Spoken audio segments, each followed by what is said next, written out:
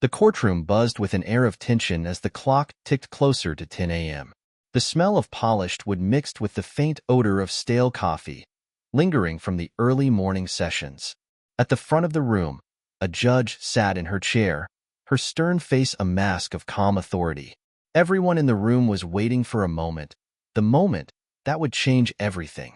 Elon Musk, the billionaire tech mogul known for his groundbreaking ventures in Tesla and SpaceX, sat at the defense table, his face calm but his fingers betraying him as they tapped nervously against the polished surface.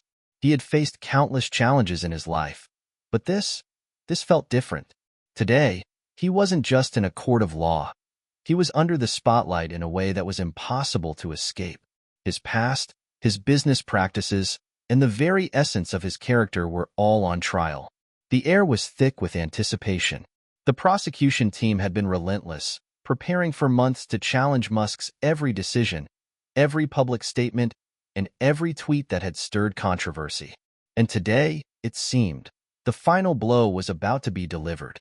"Mr. Musk," the judge began, her voice cutting through the murmur of the room, "we've heard enough to understand the magnitude of the accusations against you. It's time to hear your side." The room fell silent. All eyes were on him now, and Elon knew that no matter what he said, nothing could erase the tension that had been building for weeks. The case, originally about a tweet he had sent years ago, had escalated into something much bigger. The question was no longer just about his words, but about his character, his motivations, and his ability to lead. Was he the visionary genius people made him out to be? Or was he simply a man who had gotten in too deep, playing fast and loose with the rules? "Your Honor, I've made mistakes. But every decision I've made has been with the best interests of Tesla and SpaceX at heart," Elon began, his voice steady but lacking its usual confidence. "I've always believed in the power of technology to change the world.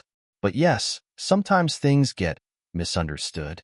There it was, the first of what was sure to be many attempts at damage control. But the judge, a seasoned legal veteran who had seen it all, wasn't interested in excuses. Her eyes narrowed, and she leaned forward slightly, her tone turning colder. "Mr. Musk," she said, her words deliberate, "you stand before this court, a man who has changed the world in many ways. But that doesn't give you the right to twist the rules of the game to your advantage. Do you understand that? The law applies to everyone, regardless of how much money you have or how many rockets you've launched." Elon's jaw tightened. This wasn't going to be easy. He had expected this trial to be challenging, but he hadn't anticipated the direct confrontation. The judge wasn't buying into his usual charm or calculated responses. She was a force of nature, and right now, she was treating him like any other defendant. No special treatment, no leniency, just the truth, or at least her version of it. As the judge continued, Elon's mind raced. This was more than just a legal battle. This was about his legacy. If he lost here, the impact would ripple across his companies, his future, and his reputation. People didn't just follow him because of his companies.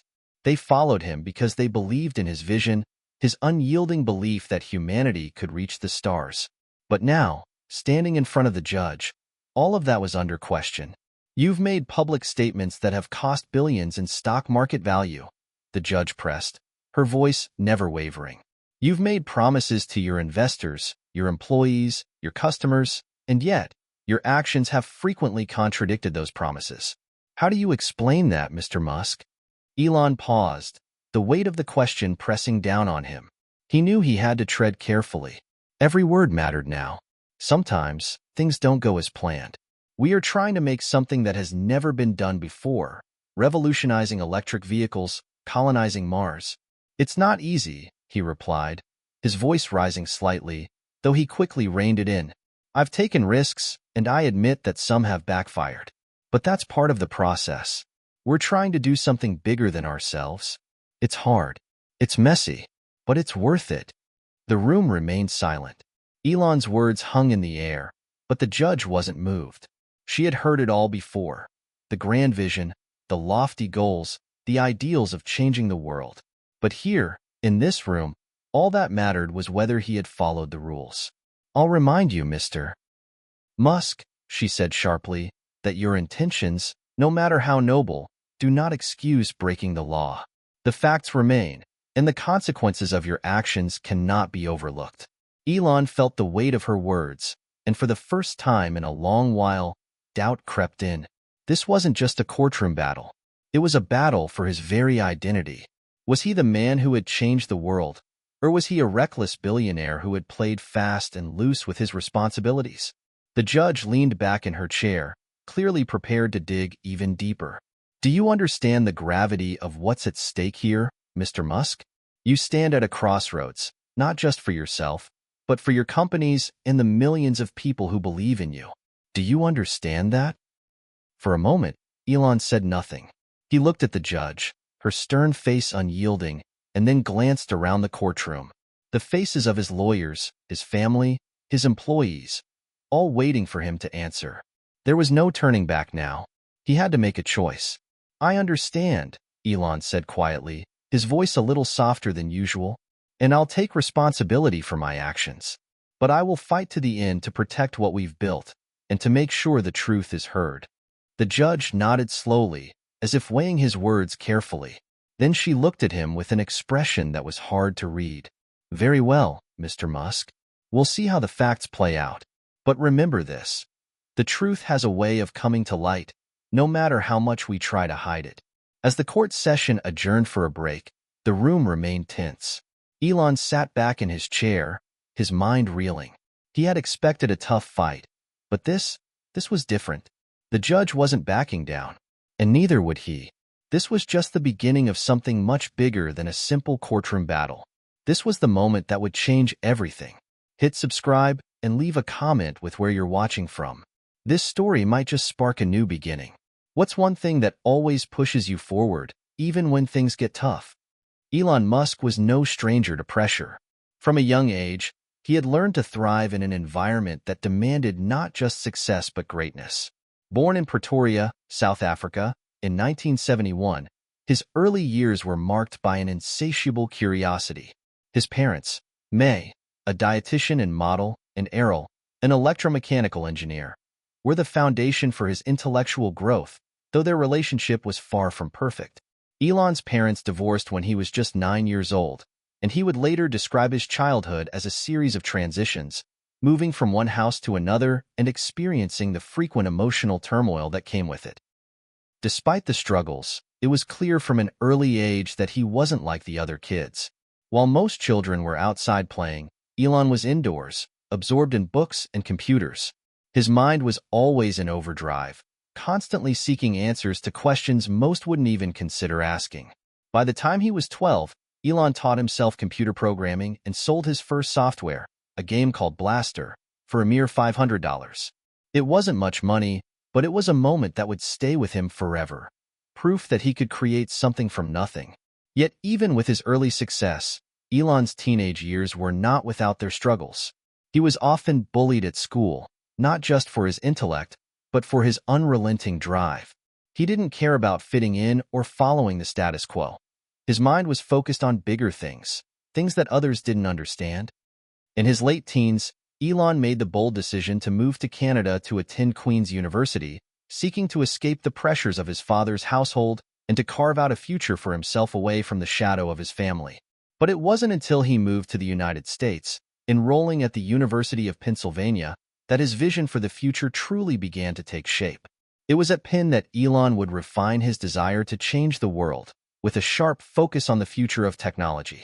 He wasn't just interested in business or wealth. He wanted to use technology to solve some of humanity's most pressing issues. His time at university shaped his passion for sustainable energy and space exploration, goals that would later become the bedrock of his ventures with Tesla and SpaceX. Elon's path wasn't just about tech for tech's sake. It was about creating a better future. He wanted to put a man on Mars, revolutionize transportation, and prove that electric cars could be both efficient and desirable. But it would take more than just lofty ideas to make these dreams a reality. He would need to sacrifice, challenge the status quo, and push the limits of what was possible. After graduating from Penn, Elon moved to California, where he pursued a PhD at Stanford. But after just 2 days, he dropped out, deciding instead to follow a new path, the world of entrepreneurship. Along with his brother Kimball, He co-founded Zip2, a software company designed to provide business directories and maps for newspapers. In 1999, Compaq bought Zip2 for nearly $300 million, and Elon's life would never be the same. He used the money to co-found X.com, an online payment company that would eventually become PayPal. In 2002, eBay purchased PayPal for $1.5 billion, and again, Elon was left with a significant payout. But the real journey was just beginning. With these millions, Elon turned his attention to the industries that fascinated him most: space and clean energy. It was in 2002 that he founded SpaceX, with the goal of making space travel more affordable and eventually colonizing Mars. Not long after, he set his sights on the electric vehicle industry, founding Tesla Motors in 2003 with the hope of creating an electric car that could change the world. Both of these ventures were met with skepticism, not just by the public, but by the experts who believed they were doomed to fail. But failure was something Elon Musk knew all too well. Every step of his career had been marked by challenges. He had to overcome the doubts of others, countless obstacles, and the ever-present possibility of failure. But each failure only fueled his resolve. By the time he sat in that courtroom, facing the judgment of the law, Elon had already been through some of the most intense trials imaginable. His companies were on the cutting edge of their respective industries, and his name was synonymous with innovation and ambition. But as much as he had succeeded, he had also stumbled. And now, as he faced the possibility of financial ruin or public disgrace, the question was, could he survive this? Could his vision survive? The pressure weighed heavily on his shoulders, but Elon didn't run from challenges. He confronted them head-on. Even in the courtroom, the same drive that had propelled him to achieve the impossible still pulsed through his veins. But he also knew that his past, his decisions, his words, and his actions were all under scrutiny now. Would his legacy be defined by the revolutionary ideas he'd introduced, or by the mistakes he'd made along the way? As he sat in his chair during the break, reflecting on his journey, Elon felt a strange calm settle over him. He had always believed that the road to greatness was never linear. It was full of ups and downs, triumphs and failures. But what mattered most wasn't the destination.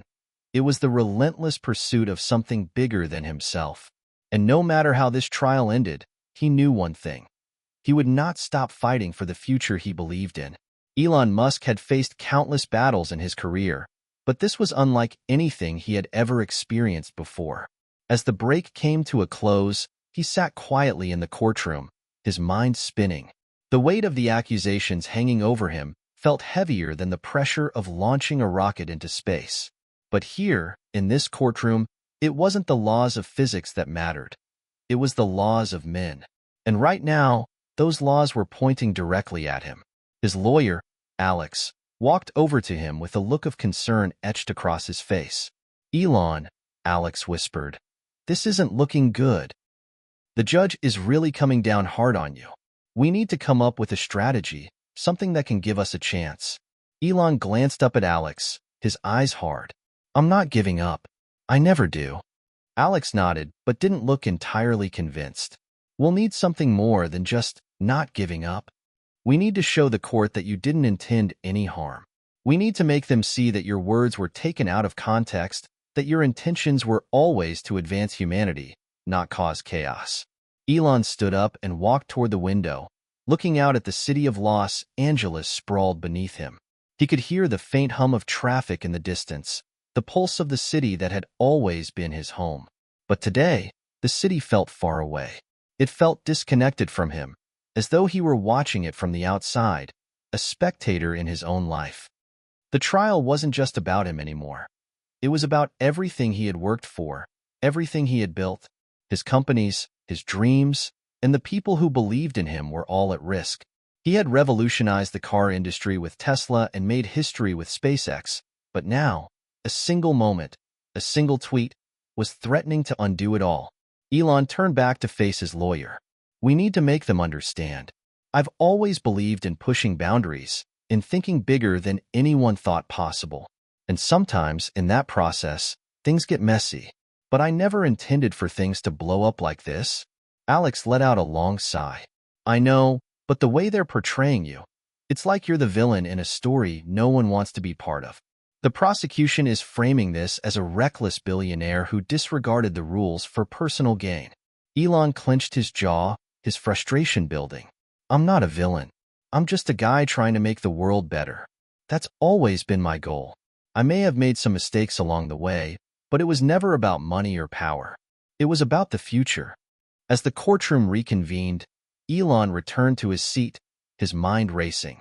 The prosecution team was already in full swing, grilling his colleagues and associates on the details of the infamous tweet that had sparked this entire mess.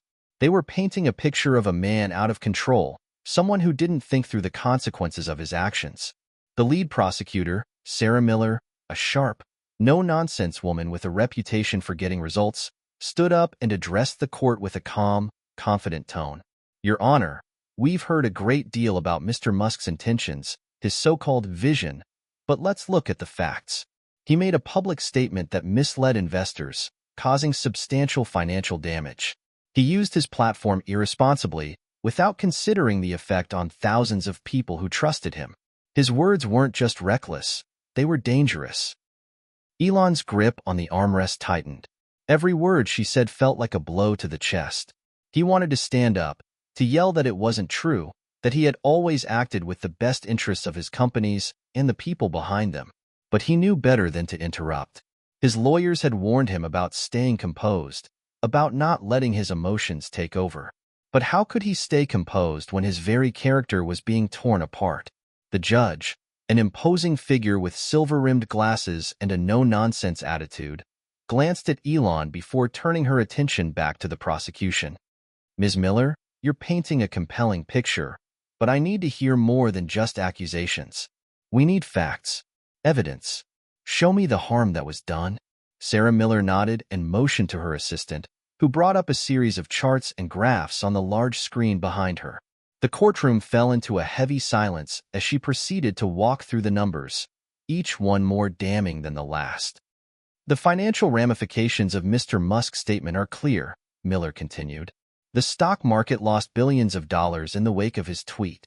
Tesla investors were misled, and SpaceX's credibility was called into question.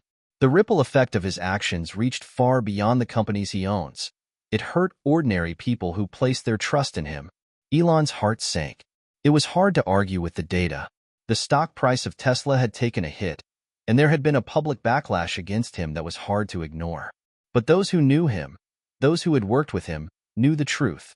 Elon had always pushed for progress, even when it wasn't the popular choice. But today, in this courtroom, that truth was buried under a mountain of evidence and accusations. The more the prosecution spoke, the more Elon felt the walls closing in. Could he really overcome this? Could his past decisions, the ones that had once seemed so visionary, be twisted into something that could destroy him? For the first time in a long while, Elon felt the doubt creep in. Was he too far gone? Could he redeem himself in the eyes of the court? Or was this the end of the road for him and his empire? As the prosecution finished its arguments and the judge called for another recess, Elon sat in silence, his mind racing. He had always prided himself on being a disruptor, on challenging the status quo. But now, the very rules of the game were threatening to destroy everything he had worked for.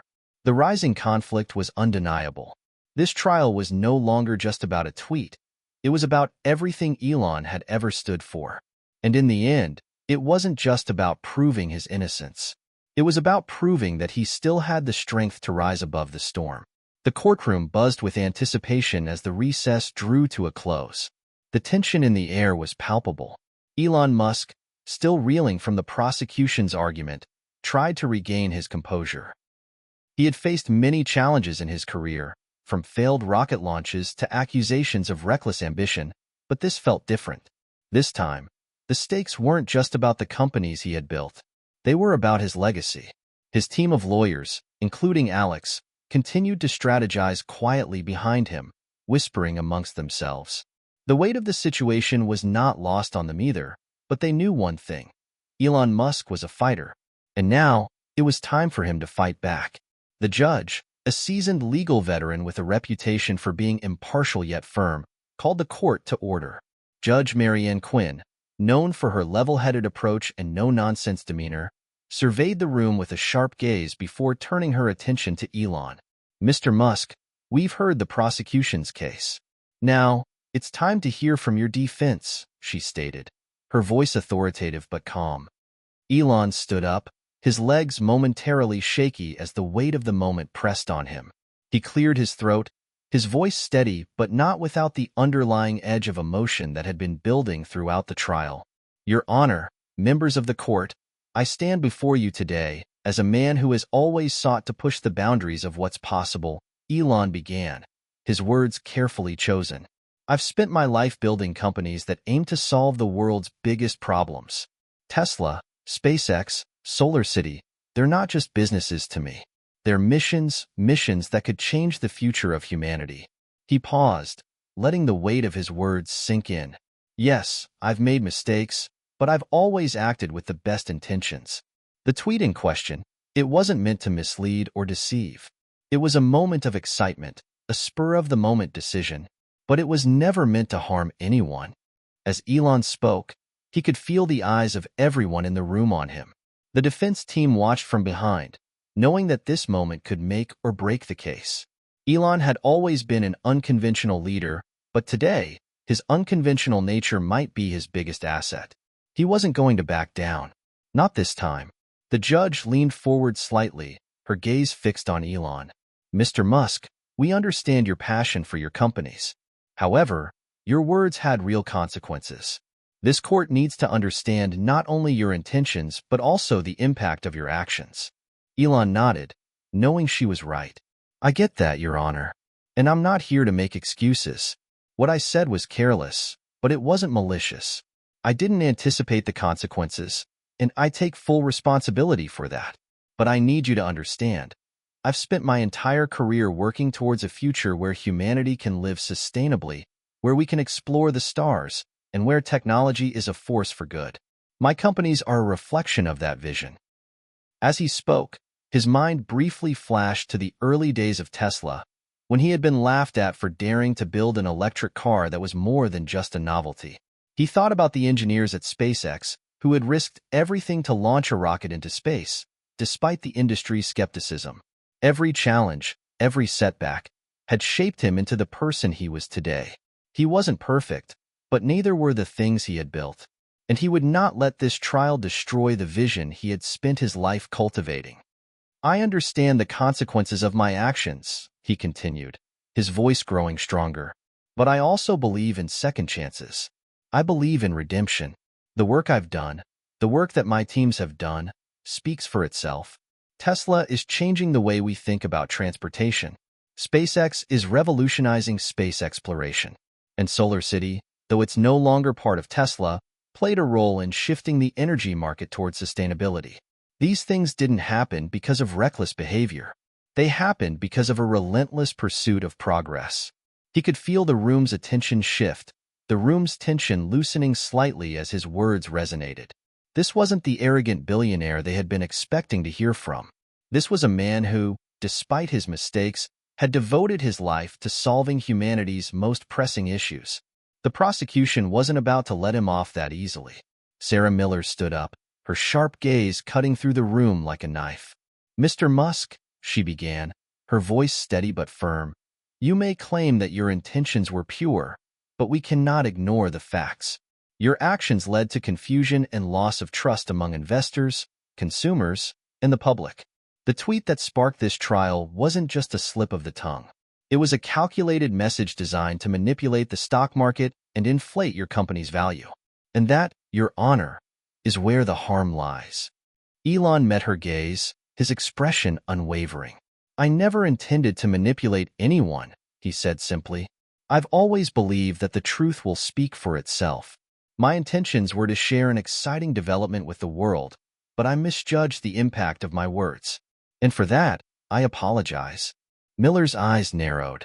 "An apology does not undo the damage done. You've built a reputation on being a disruptor, Mr. Musk, but sometimes disruption comes with consequences. Every step forward comes with risk," Elon responded, his voice calm but resolute. "If we don't take risks, we'll never get anywhere.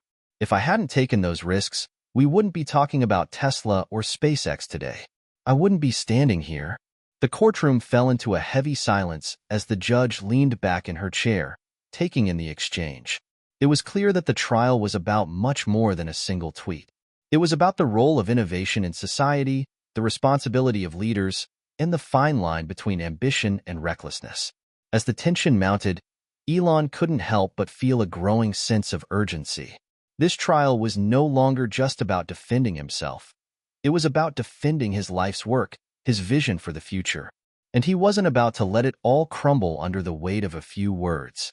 "Your Honor," Elon said, turning back to the judge, "I ask you to look beyond the headlines. Look at the impact of my work. Look at the changes we've made. I may have made mistakes, but I am not the villain they want to make me out to be." As the defense continued, Elon could feel the battle lines being drawn. This wasn't just a fight for his freedom. It was a fight for the future. And no matter how tough the road ahead, he was determined to see it through to the end. The tension in the courtroom had reached a fever pitch. Elon Musk stood at the center of it all, feeling every eye on him as the lawyers continued their heated exchange. The weight of the world seemed to rest on his shoulders. Yet, in that moment, something unexpected was about to happen. Something that would change the course of the trial and, quite possibly, Elon's entire life. The judge, Judge Marianne Quinn, had called for a brief recess to allow both parties to gather their thoughts and prepare for closing arguments. But as the courtroom cleared out, the last thing Elon expected was the sudden arrival of an unexpected witness, someone who could completely shift the narrative.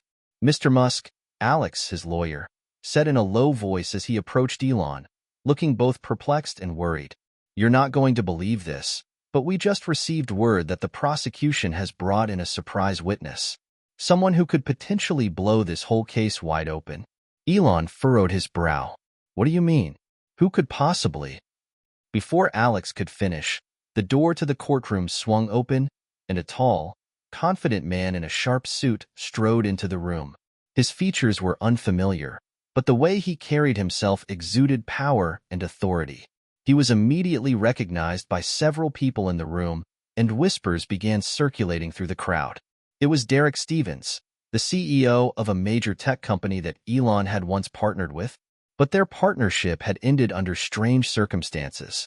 There had been rumors about a falling out, a disagreement that had turned personal. No one knew exactly what had happened, but the idea of Stevens testifying against Elon only added fuel to the fire. "Why is he here?" Elon muttered under his breath as his heart rate picked up. This was the last person he expected to see today. Derek Stevens took the stand with a self-assured smile. The prosecutor, Sarah Miller, didn't waste any time in launching into her line of questioning. "Mr. Stevens, you've worked closely with Mr. Musk in the past. Would you say that, in your experience, Mr. Musk is prone to making impulsive decisions that could negatively affect others?" Derek's gaze never left Elon. "Absolutely," he replied, his voice carrying an air of certainty. "Elon Musk is a visionary, yes, but he often acts before fully considering the consequences. I've witnessed it firsthand. His disregard for the impact of his actions has hurt not only investors, but also the people who believed in him." Elon's hands clenched into fists as he listened to Stevens' words. This was a man who had once stood beside him, who had shared in the excitement of building something groundbreaking. And now, here he was, tearing into his character. "Could you elaborate on an example of such behavior?" Sarah Miller asked, leaning forward slightly. Derek nodded, his expression unwavering. "There was a project we worked on together years ago. It was a joint venture to launch a new AI initiative. Musk became obsessed with the idea of pushing the boundaries of what AI could do. He wanted to rush the product out before it was ready. I warned him that it could backfire, but he ignored my concerns. And when the product failed, it caused a significant setback for both our companies. The whole thing could have been avoided if he had just taken a step back and thought things through." The room was silent as everyone took in the weight of Derek's testimony. Elon's mind raced.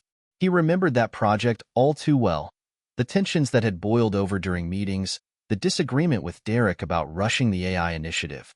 But hearing it all laid out in such a cold, calculated way was a slap to the face. "Mr. Stevens, Do you believe that Mr. Musk's impulsive decisions have caused harm to other people? Sarah asked, her voice cutting through the silence. Derek didn't hesitate. Without a doubt, his behavior has consequences.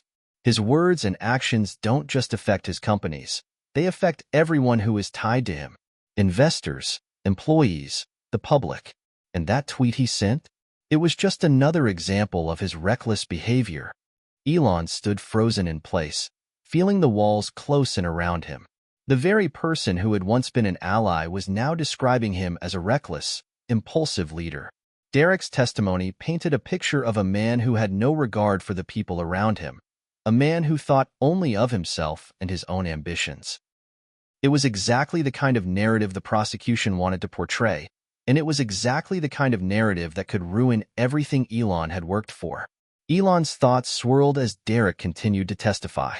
The anger inside him was rising, but he kept it in check. He couldn't let himself be consumed by emotion, not when everything was at stake. After what felt like an eternity, Derek finished his testimony and left the stand.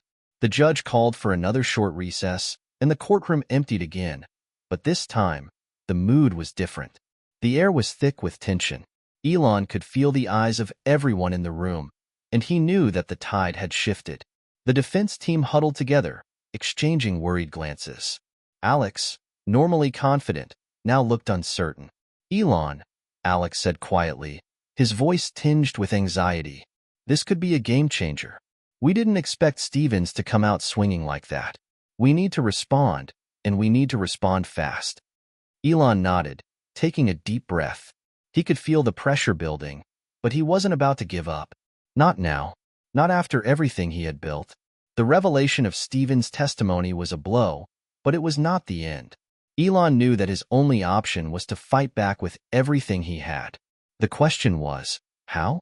As Elon walked toward his legal team, determination burning in his eyes, he knew that he had to come up with a strategy to turn the tide. The battle lines had been drawn, and now it was time for him to fight like he had never fought before. The courtroom buzzed as the recess came to an end. Elon Musk's mind raced, the sting of Derek Stevens' testimony still fresh in his thoughts. He couldn't help but replay Stevens' words in his mind, each sentence like a hammer striking at his reputation.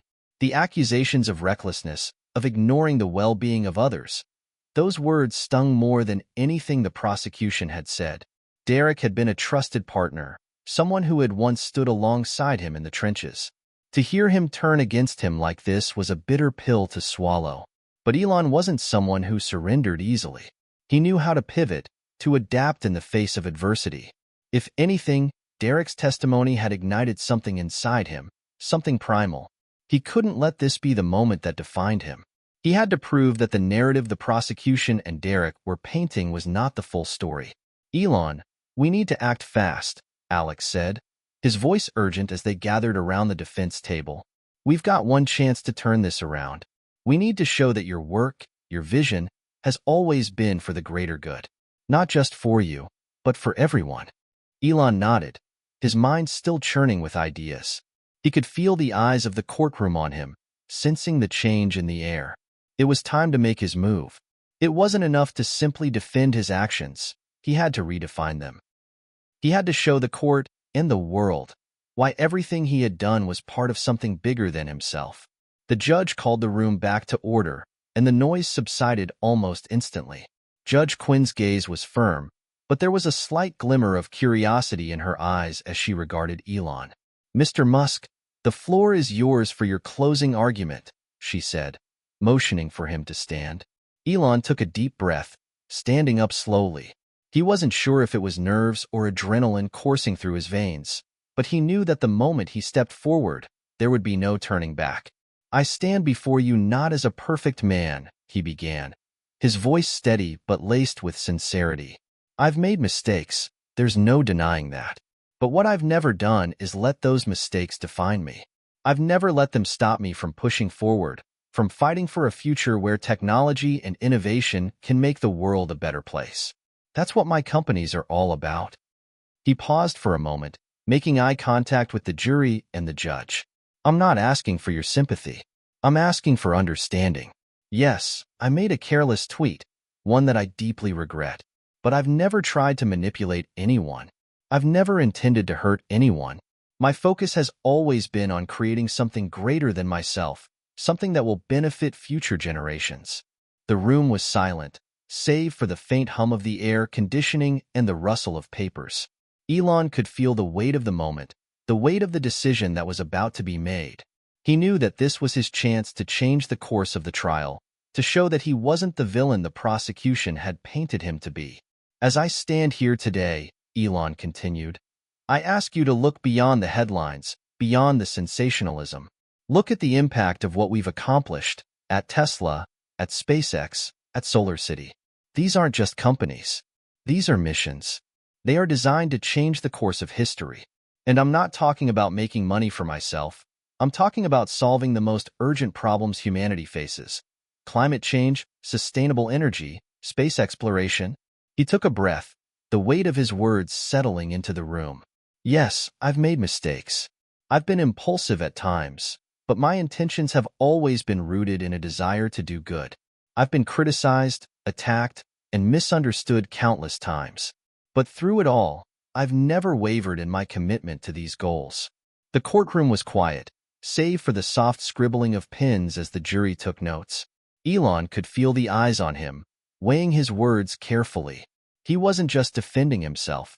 He was defending the very heart of everything he had built. "Mr. Stevens," Elon's voice softened as he mentioned Derek's name. "He may have had his reasons for leaving our partnership, but I will tell you this: the work we did together changed the industry. And while we may have disagreed on the execution at times, the end goal remained the same: to create something that would change the world. And that's what I'm still trying to do today." A murmur of agreement rippled through the courtroom. Elon's words were resonating, his passion palpable. The jury, which had seemed distant and detached just moments before, now appeared more engaged, leaning forward in their seats. Elon glanced at his legal team, who exchanged nods of approval. He could feel the tide shifting, but he knew that the closing argument wasn't just about words. It was about the emotion behind them. It was about showing the court that his vision, while often misunderstood, was ultimately driven by a greater good. "The impact of my work, the work of my teams, is undeniable. We've made a difference, and we will continue to make a difference, regardless of the outcome of this trial," Elon concluded, his voice unwavering. Judge Quinn, who had been silent throughout Elon's closing remarks, finally spoke. "Thank you, Mr. Musk. We will now adjourn for deliberation. The jury will consider the case and return with their verdict." The court was dismissed, and Elon felt a wave of relief wash over him. It wasn't over yet, but he had done everything he could. Now, all he could do was wait. As Elon walked out of the courtroom with Alex and his legal team, he could feel the weight of the last few hours bearing down on him. But there was a new sense of clarity in his mind. No matter what happened, he had stood up for what he believed in. He had given it everything he had. And now, it was in the hands of the jury. The days following Elon Musk's impassioned closing argument were a blur of anxious anticipation. He found it difficult to focus on anything else, his mind constantly drifting back to the courtroom, to the words he had said, and to the faces of the jury, who had listened intently as he defended not only his actions but his very character. The feeling of uncertainty gnawed at him. No matter how much he believed in his own narrative, he knew the jury had the power to change everything in an instant. All of his work, all the sacrifices, could be undone in a matter of minutes. Elon sat in his office, staring out of the window at the bustling city below, trying to clear his thoughts. His phone buzzed on his desk, dragging him back to reality. It was Alex, his lawyer. "Elon, we just got word," Alex said, his voice clipped. "The jury's deliberations are over. The verdict is in." A knot formed in Elon's stomach. This was it. His fate, his future, all depended on what happened next. He took a deep breath and stood up, pacing around his office. "Are you ready to hear it?" Alex asked, his voice almost a whisper. Elon hesitated for a moment, trying to steady himself. "Yeah," he finally replied. "I need to know. I'll meet you in the courtroom. You'd better come now. It's happening." Without another word, Elon grabbed his coat and headed straight to the courthouse, every step feeling heavier than the last. The ride felt like it took an eternity, his mind racing through 1,000 different scenarios. He couldn't help but think back to the testimony of Derek Stevens and the weight of the prosecutor's case. What if it wasn't enough? What if the jury didn't believe him? When Elon arrived, the courthouse was buzzing with activity. Reporters were milling about, waiting to catch any glimpse of the outcome, the verdict that would make headlines for days. The air felt thick with the anticipation of something big, something life-changing. Elon walked through the halls with Alex, and as they approached the courtroom, he noticed a crowd of people gathered outside. Lawyers, journalists, onlookers, all waiting for the moment of truth. Inside the courtroom, the atmosphere was tense. The jury was seated in their box, their faces unreadable, while Judge Quinn stood at the bench, ready to announce the decision. Elon's palms were clammy, his heart racing in his chest. The room fell silent as Judge Quinn raised her gavel, signaling the start of the final chapter in this long and draining saga. "Mr. Musk, the jury has reached a verdict," Judge Quinn said, her voice authoritative. "We will now hear their decision." The room held its collective breath as the foreman of the jury stood up, holding the paper containing the verdict. Every pair of eyes in the room, including Elon's, was fixed on him as he made his way to the judge's desk. "Elon Musk," the foreman began, his voice firm but neutral, "we, the jury, find the defendant not guilty." A wave of relief flooded through Elon like a tidal wave crashing against the shore. He could hardly process the words as they hit him. Not guilty. The moment he had been dreading for weeks, maybe even months, had finally come, and the decision was in his favor. He glanced at Alex, who was standing beside him, grinning from ear to ear. His lawyer slapped him on the back, a gesture of reassurance, but Elon hardly felt it. He was still caught in the shock of the moment, trying to grasp the reality of it. The room erupted into whispers, some expressions of surprise, others of disbelief. But Elon didn't hear them. His mind was focused on the simple fact that he had won, that his name had been cleared. The battle was over, and he had emerged victorious. Judge Quinn banged her gavel once more. "Court is adjourned." Elon stood frozen for a moment, processing the gravity of the decision. His world had just been righted, but there was more to it than that. The trial had taken a toll on him, on his image, on his companies, on his peace of mind. But now, it was over.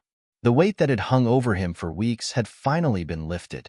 Walking out of the courtroom, Elon was surrounded by his legal team, journalists, and a small crowd of well-wishers who had gathered to celebrate his win.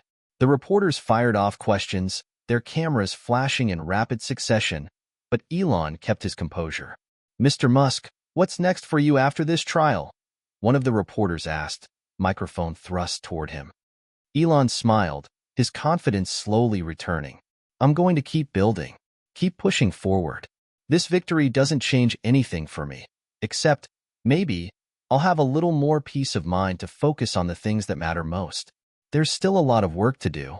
He turned to his legal team, who were beaming with pride. Alex, in particular, seemed as though he could hardly contain his joy. "We did it, Elon," Alex said, giving him a sincere handshake. Elon nodded, but there was a part of him that felt something deeper, a sense of gratitude for the people who had stood by him. The support he had received during this ordeal had meant more to him than any victory. As they exited the courthouse and walked toward the waiting cars, Elon took a moment to reflect. This trial had tested him in ways he had never imagined. It had brought him face to face with some of his most difficult choices, forced him to confront his actions, and at times, made him question his very intentions. But in the end, he had come through, stronger, more determined, and with a deeper understanding of what truly mattered. As the car drove away, Elon gazed out the window, his mind drifting back to his vision, his mission. The road ahead wasn't going to be without its challenges, but he had always believed that the path to greatness was never easy. And now, more than ever, he was ready for whatever came next. Elon sat in the back of the car, watching the familiar cityscape blur past. The verdict was in, the battle was over, but the world around him hadn't slowed down. The reality of it all was sinking in, but it was a complex mix of emotions. He was free, vindicated, but there was a certain emptiness lingering beneath the surface.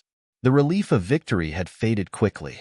He'd faced so much public scrutiny during the trial, and now that it was over, the questions remained. What's next? Could he regain the trust of his investors, his teams, the public?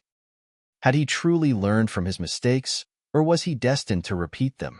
I know that feeling, Alex said, breaking the silence in the car. It's like the adrenaline rush is gone, and now it's just the waiting game. You're going to have to rebuild. Elon glanced at Alex, who was studying him with a mix of concern and understanding. I know. It feels like everything's moving so fast. I want to get back to work, to push forward. But something's missing. Yeah, it's going to take some time. The media circus will die down, but the pressure isn't going anywhere. You've got a lot to prove again. Alex was right. Despite the victory, the questions still hung in the air, hovering over him like an unseen cloud. The courtroom drama was behind him, but now the real challenge began. Rebuilding his reputation, regaining the trust of everyone who had been affected by his actions. By the time Elon arrived back at his office, it was clear that things were already in motion. His assistant greeted him with a stack of paperwork, a series of press inquiries, and a few messages from investors. There was no time to rest. Mr. Musk, welcome back, his assistant, Sarah, said, her smile professional, but Elon could see the tiredness in her eyes. I've been fielding calls all day. People are eager to hear what's next for you, for Tesla, for SpaceX. Elon gave her a half smile, but his mind was elsewhere. It was going to take more than a press release or a few meetings to get back to where he wanted to be. He needed something bigger, a new direction, a new purpose. He knew that he had always been at his best when he had something to prove, when he was driven by a vision that could change the world. The phone on his desk buzzed again. It was a message from his team at SpaceX. Elon, there's an urgent matter we need to discuss. It's about the Mars project. Call us when you get in. Mars. It had always been his ultimate goal. The plan to take humanity to the Red Planet had driven everything he did, from the development of reusable rockets to the breakthroughs in sustainable energy. But lately, with all the distractions from the trial, he hadn't been able to focus on it the way he used to. He picked up the phone and dialed the number. Elon, we've hit a major breakthrough with the Mars habitat prototype, came the voice of Sarah Johnson, one of his lead engineers at SpaceX. We need your approval to move forward. This could change everything for our timeline. Elon leaned forward, suddenly alert. What do you mean by major breakthrough? It's the life support systems. We've managed to increase efficiency by over 50%. With this, we could potentially have a fully functional system in place much sooner than we expected. The mission to Mars could happen in the next 5 years if we get the green light. His pulse quickened. SpaceX had always been his passion, his legacy. The idea of colonizing Mars wasn't just about exploration, it was about ensuring the survival of humanity. This was the reason he'd sacrificed so much, the driving force behind his obsession with technology. This could be huge, Elon muttered. I want to see the numbers. Set up a meeting with the team as soon as possible. As he hung up, Elon felt a renewed sense of purpose. This was what he needed. This was what he could throw himself into completely. He'd spent too much time mired in the courtroom, distracted by the drama. Now, it was time to get back to what really mattered, building the future. Over the next few hours, he dived headfirst into the details of the Mars project. His team presented him with data, projections, and analysis. They had made real progress, and with Elon's approval, they were ready to push forward even faster. This was the kind of work that fueled him, that brought clarity to the chaos. But even as he worked tirelessly through the night, a nagging feeling tugged at the back of his mind. The media frenzy had been relentless, and although the verdict had cleared his name, the damage to his personal brand was done. Some investors still questioned his judgment, and the public was divided. Would they accept him again, or had the trial irreparably changed their perception of him? I've been thinking about the company's image, Alex said as they discussed strategy the next morning. We need to control the narrative. I suggest we release a statement, but more importantly, we need to showcase the real work. Let's bring back that good guy image, the Elon who's changing the world for the better. Elon nodded. I know we need to rebuild. It's not going to be easy, but I'll do whatever it takes. You can't do it alone, Alex added. You've got a great team, but you're going to need to get in front of the press more, take the heat, and remind people why they trusted you in the first place. They need to see that the mission has always been bigger than you. The weight of those words settled on Elon's shoulders. He knew Alex was right. It wasn't just about proving himself in the courtroom anymore. It was about proving himself in the eyes of the world. The weeks following the trial were a blur of meetings, press conferences, and strategy sessions. Elon worked tirelessly, but it wasn't just about getting his name back in the headlines. He focused on the work, on the innovations, on the future that he was determined to build. Slowly but surely, the narrative around him began to shift. His vision, his drive, and his commitment to making the world a better place began to shine through the noise. But as much as Elon was working to repair his public image, he knew that the true measure of success wasn't how the world saw him. It was whether he could still change the course of history, whether his mission to save humanity from itself, whether the dream of Mars could overcome the obstacles that lay ahead. As he sat in the conference room, surrounded by his team, staring at the plans for the Mars mission on the screen before him, Elon made a silent promise to himself. No matter what it took, no matter how hard it got, he would never stop pushing. The future was still out there, waiting for him to shape it.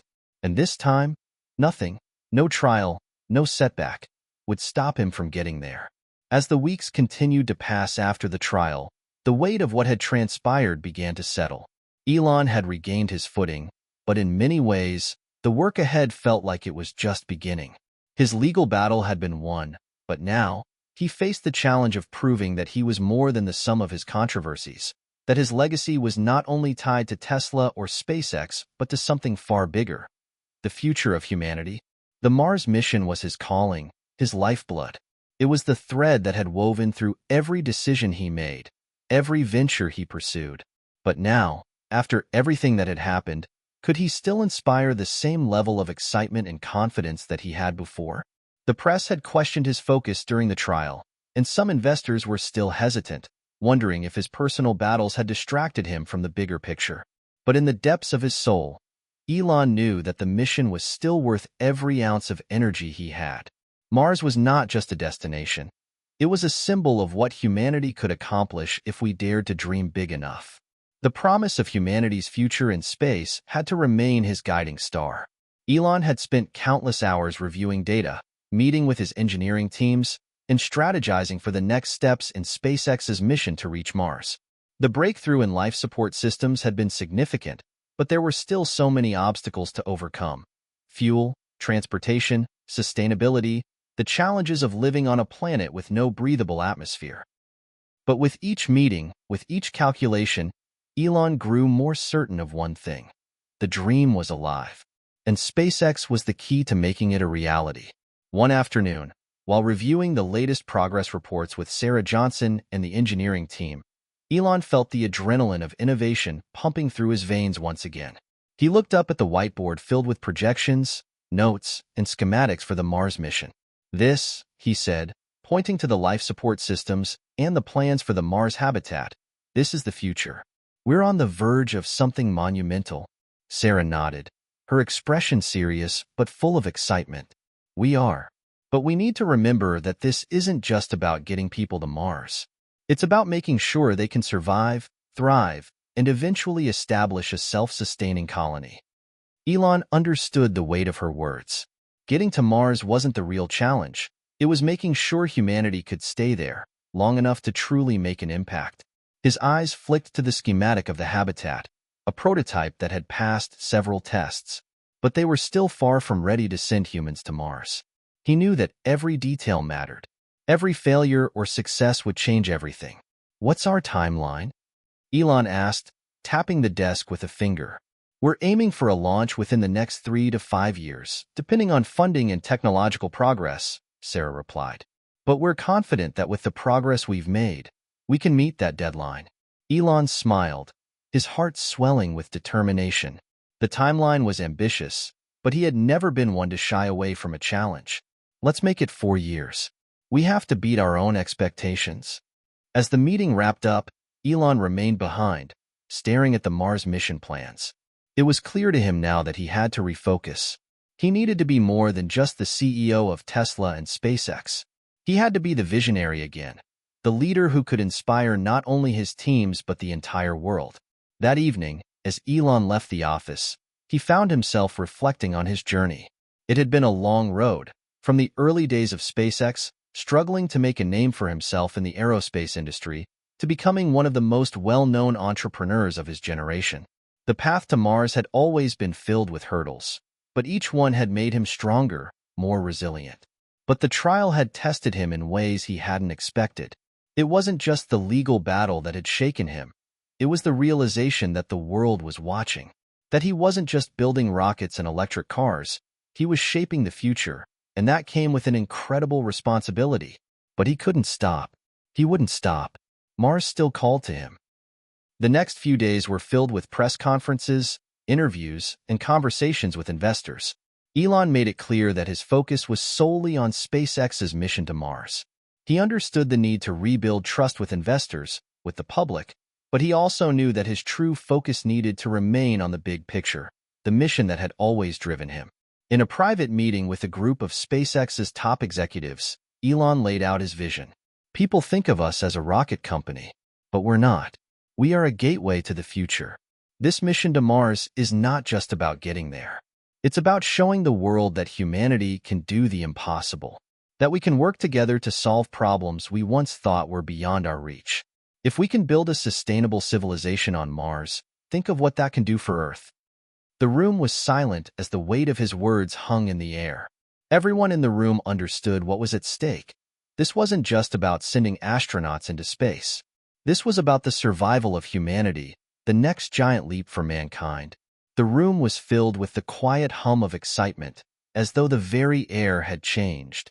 Elon knew that this project had to be bigger than the setbacks. He couldn't afford to dwell on the failures, on the mistakes. Every successful mission, every new milestone, would be another brick in the foundation of a future that could redefine the human race. "We're going to change the world," he said finally, his voice firm, his conviction clear. "But we can't do it alone. We need everyone's best work, everyone's heart and soul. The future depends on what we do right now." As the meeting concluded, Elon felt a sense of calm settle over him. For the first time in a long while, he wasn't focused on the noise. The media, the trials, the distractions, none of that mattered. What mattered was the future, the mission to Mars, and the people who would help him achieve it. But he also knew this. There was still much work to be done. The Mars mission was more than just a lofty goal. It was a new frontier for humanity. And no matter the obstacles that lay ahead, Elon Musk was determined to be the one who led them into the unknown. Elon stood in front of a towering launch pad, gazing up at the rocket that was now ready for its final checks before liftoff. The smooth surface of the Falcon Heavy gleamed in the sunlight as the engineers and technicians bustled around it, preparing for the mission ahead. It was a moment he had dreamed of for years, but as the countdown to launch approached, the gravity of the situation was starting to sink in. This wasn't just another SpaceX launch. This was different. This mission marked the beginning of the real push to Mars, the first tangible step toward making the impossible a reality. The mission would test not only the technology behind SpaceX's latest rockets, but also humanity's ability to adapt to the harsh, unforgiving environment of space. Elon glanced at his watch. It was almost time to speak at the press conference that would broadcast this moment to the world.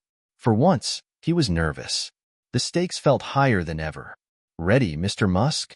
Alex, his communications strategist, asked, stepping up beside him. Elon turned to look at him, the familiar face of someone who had been there through every obstacle, every step of the journey. "I hope so," Elon said, his voice barely above a whisper. "You've got this," Alex reassured him with a quick smile. "This is what you've been preparing for." Elon nodded. He had, but still, this was bigger than anything he had ever done. Bigger than any car, any solar panel, any electric vehicle. This was the future of humanity. And if this launch failed, it would send ripples through every industry, every media outlet, and every person who believed in SpaceX's vision. With a deep breath, Elon took one final look at the rocket, turned, and walked toward the podium, where dozens of reporters were waiting. The cameras flashed, and the murmurs grew louder as he took his place at the microphone. "Good afternoon, everyone," he began, his voice steady despite the nerves buzzing beneath the surface. "Today, we are taking a crucial step toward humanity's future. SpaceX's mission to Mars is not just about building rockets. It's about giving humanity the chance to thrive beyond Earth." He paused, allowing the weight of his words to sink in. "Our goal is not just to explore the unknown, but to make it our home, to ensure the survival of our species, to build a future on Mars that is self-sustaining, where we can not only survive but thrive." A murmur ran through the crowd as he continued. "This launch today is the first step toward that goal. This rocket is not just about getting to space. It's about proving that we can build the technology, the infrastructure, and the sustainability to make life on Mars a reality." Elon let the moment hang in the air. For a brief second, he could hear the whispers of doubt that had haunted him over the years. He could almost feel the eyes of the world watching, waiting for him to fail. But Elon Musk didn't fail. Not if he could help it. Not if it meant pushing humanity forward. "This mission is just the beginning," he continued. "The first of many. We are building the future, and we are doing it together." With those final words, the crowd erupted into applause. Elon stepped back from the podium, feeling the weight of the moment shift. There was no going back now. SpaceX's mission was on the world stage, and failure was not an option. As the hours ticked away and the rocket stood ready, Elon found himself alone in a quiet room, away from the noise of the press and the frenzy of the team. The room was filled with maps, projections, and equipment that he had spent countless hours poring over. His mind raced through all the details: fuel levels, trajectory, life support systems. Everything had to be perfect. He stood there for what felt like an eternity, replaying every decision, every adjustment, every milestone that had brought him to this point. It had been a long road, but now it was time.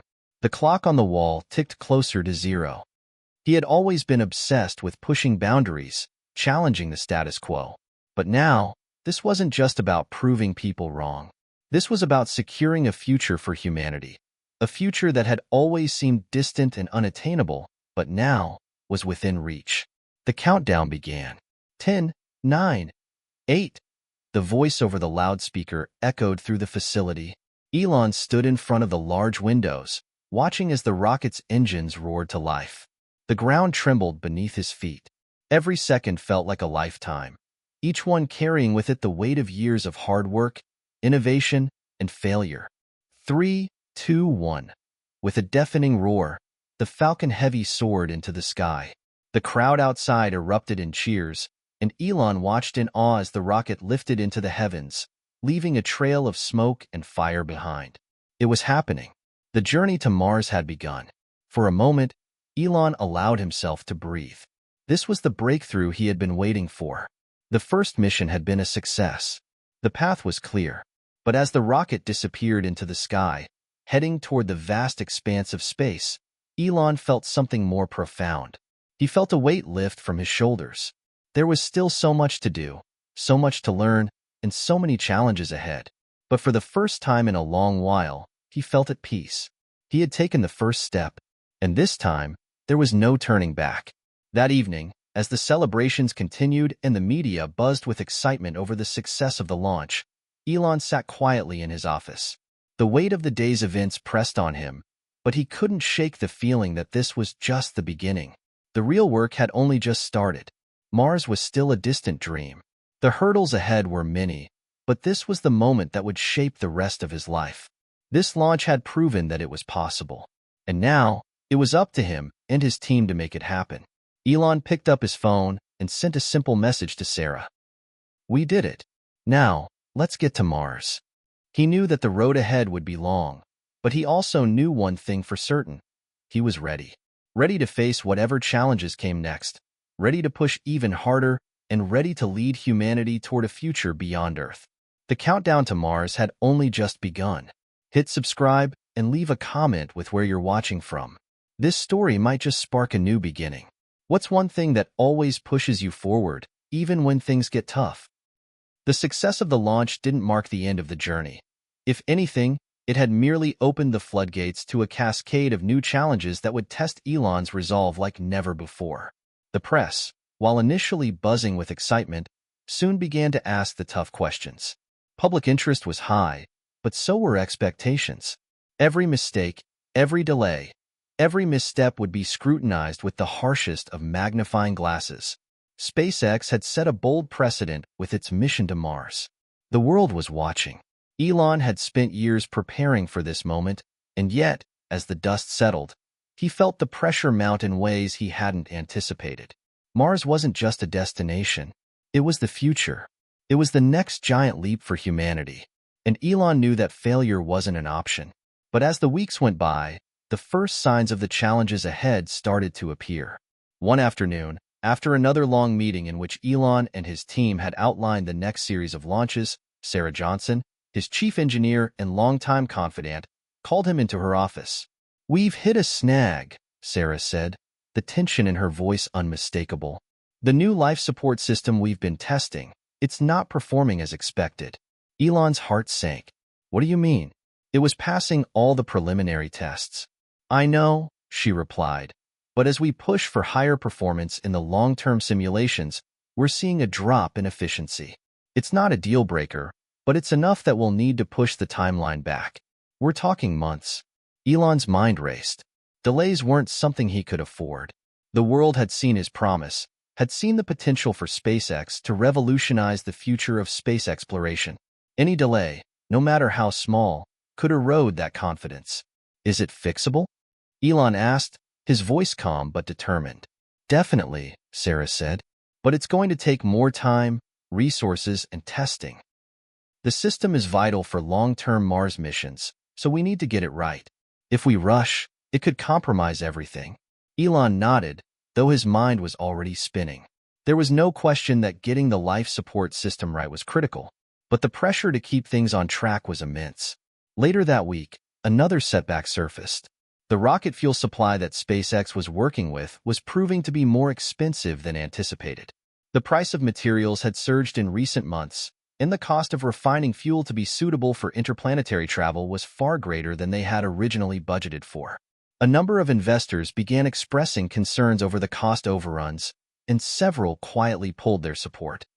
Elon spent long hours in meetings with his financial team, trying to figure out how to keep the mission on course while managing the increasing costs. Despite his determination to make SpaceX a privately funded success, he knew that he would need to raise even more capital. But who would take a chance on such an ambitious, expensive project in the midst of a global financial downturn? Elon began reaching out to investors, old and new, who had previously shown interest in SpaceX's long-term vision. He pushed the narrative that the stakes were higher than ever before, that the success of Mars missions was no longer just about exploration, but about securing the future of humanity itself. But as Elon sat in one meeting after another, presenting the vision and the risk, something changed inside him. His heart still burned with the desire to push forward, but a new layer of doubt began to settle. The pressure was mounting on every front, and it was becoming clear that Mars wouldn't be easy. A month later, after a series of intense strategy sessions with his teams, Elon found himself alone in the SpaceX control room late at night, staring at the projections for the next several years. His mind swirled with calculations and possibilities. For the first time in a long while, he allowed himself to consider the unthinkable. What if Mars wasn't achievable in his lifetime? What if the failures, the cost overruns, and the technological obstacles proved insurmountable? The thought gnawed at him. He had always believed that nothing was impossible, but the reality of what lay ahead, the technological challenges, the financial strain, the human cost, was starting to feel insurmountable. But just as quickly as the doubt appeared, a fire rekindled inside him. He remembered why he started all of this. It wasn't about the fame or the money. It was about creating a future where humanity could thrive beyond Earth. He was doing this not just for himself, but for the generations who would come after him. SpaceX wasn't just a company. It was a vehicle for human progress, a vehicle for hope. "You can't stop now, Musk," he whispered to himself. "You've already shown them what's possible. Now you have to show them the impossible." The words felt like a rallying cry. Elon took out his phone and sent a message to Sarah. We're going to fix this. We're going to find a way to make Mars a reality. The next few weeks were a blur of meetings, late-night strategy sessions, and working around the clock with engineers, scientists, and experts from all over the world. Elon didn't rest. He couldn't. The setbacks, while significant, didn't change the end goal. They simply meant that the path would be longer and more difficult than anticipated. SpaceX's team worked tirelessly to refine the life support system, collaborating with outside experts to incorporate new technology that would make it more efficient. They brought in additional scientists to address the challenges with the fuel supply. Every small breakthrough became a victory in itself, and with each new solution, Elon's resolve grew stronger.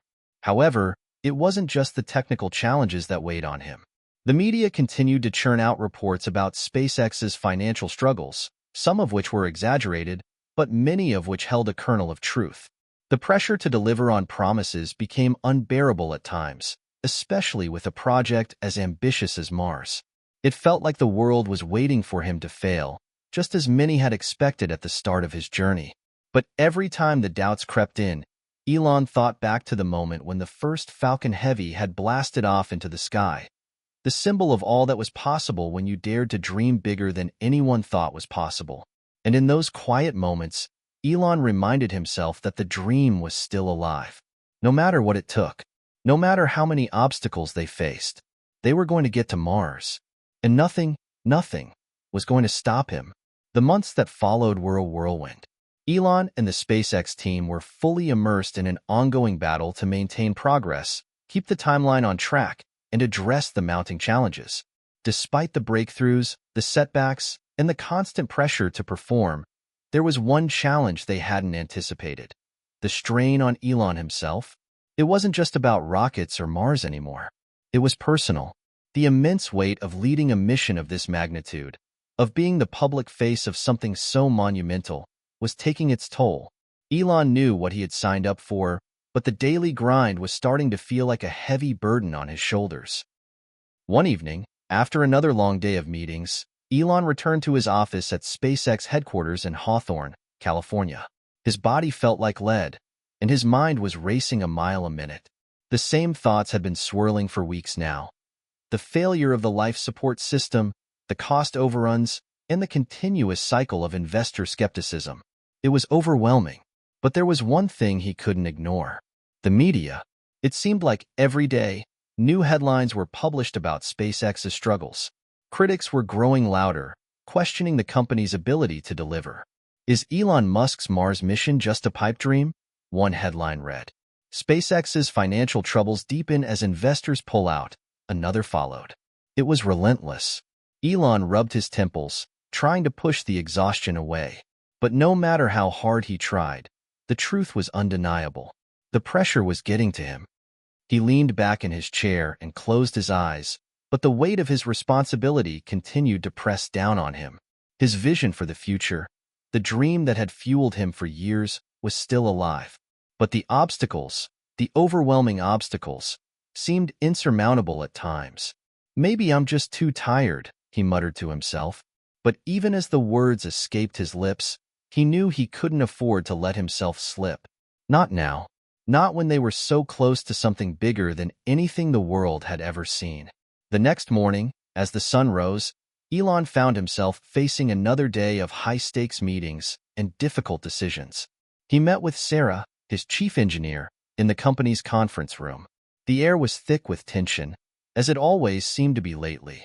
"We've run the numbers again, Elon," Sarah began, her voice serious. "And there's no way around it. If we keep going at this pace, we'll miss our goal by at least 2 years. Elon exhaled sharply. He had already known this, but hearing it from Sarah made it feel more real, more difficult to ignore. "We can't afford another delay," he said, his voice firm. "What do we need to do to speed things up? How do we get it back on track?" Sarah paused, clearly weighing her words. "We'll need to bring in additional contractors, hire more experts in life support and propulsion, and we'll need to scale up the production of the new fuel. But that's going to come at a cost, Elon. We're already pushing our budget to the limit. There's a risk we won't get the funding we need for this." Elon's mind raced as he processed the information. "What about the investors?" he asked. "Can we appeal to them again?" They're hesitant, Sarah replied. The constant delays have made them nervous. Some are even suggesting we cut back on the Mars mission and focus on other projects to stabilize. Elon felt a wave of frustration bubble up inside him. The mission to Mars was his life's work. He had committed everything to it. There was no way he could pivot now, not when they were so close. We're not backing down, he said through gritted teeth. We can't. This is bigger than just us. This is about humanity's future. I'll do whatever it takes to keep this mission alive. As the weeks wore on, Elon continued to fight. Every day, he pushed his team harder, worked longer hours, and found new ways to juggle the increasingly complex logistics. But the more they pushed forward, the more cracks began to show in his own resolve. One afternoon, as he paced back and forth in his office, feeling the pressure building in his chest, Alex, his communications strategist, stepped in. He had a concerned look on his face, something Elon wasn't used to seeing. Elon, you need to slow down, Alex said. You're burning yourself out. You're not sleeping. You're not eating. This isn't healthy. Elon stopped pacing and looked at him, a mixture of exhaustion and irritation crossing his face. I don't have time to slow down. The clock's ticking. We're running out of time, out of resources, and out of options. I get it, man, Alex replied, but you can't do this alone. You can't keep going at this pace. You need rest. You need to step back for a second. Elon felt a knot tighten in his stomach. He knew Alex was right, but admitting it was hard. He didn't have the luxury of resting. He couldn't afford to show weakness, not when the entire mission hinged on his ability to lead. But as he stood there, staring out the window at the vast stretch of land where SpaceX had begun its ambitious journey, he realized that Alex was right. The stress was taking its toll, not just on him, but on his team as well. They needed him to be at his best, not just physically, but mentally. He took a deep breath and sat down at his desk, running a hand through his hair. You're right, Elon said, his voice quieter now. Maybe I do need a break, but this doesn't change anything. Mars is still the goal. I'll rest, but only long enough to come back stronger. In the days that followed, Elon did something he had rarely done before. He took a step back. For the first time in years, he allowed his team to take the reins on some of the decision-making, while he focused on recovering. He spent more time in solitude, thinking about his vision for the future, recalibrating his mind for the challenges ahead. It wasn't easy.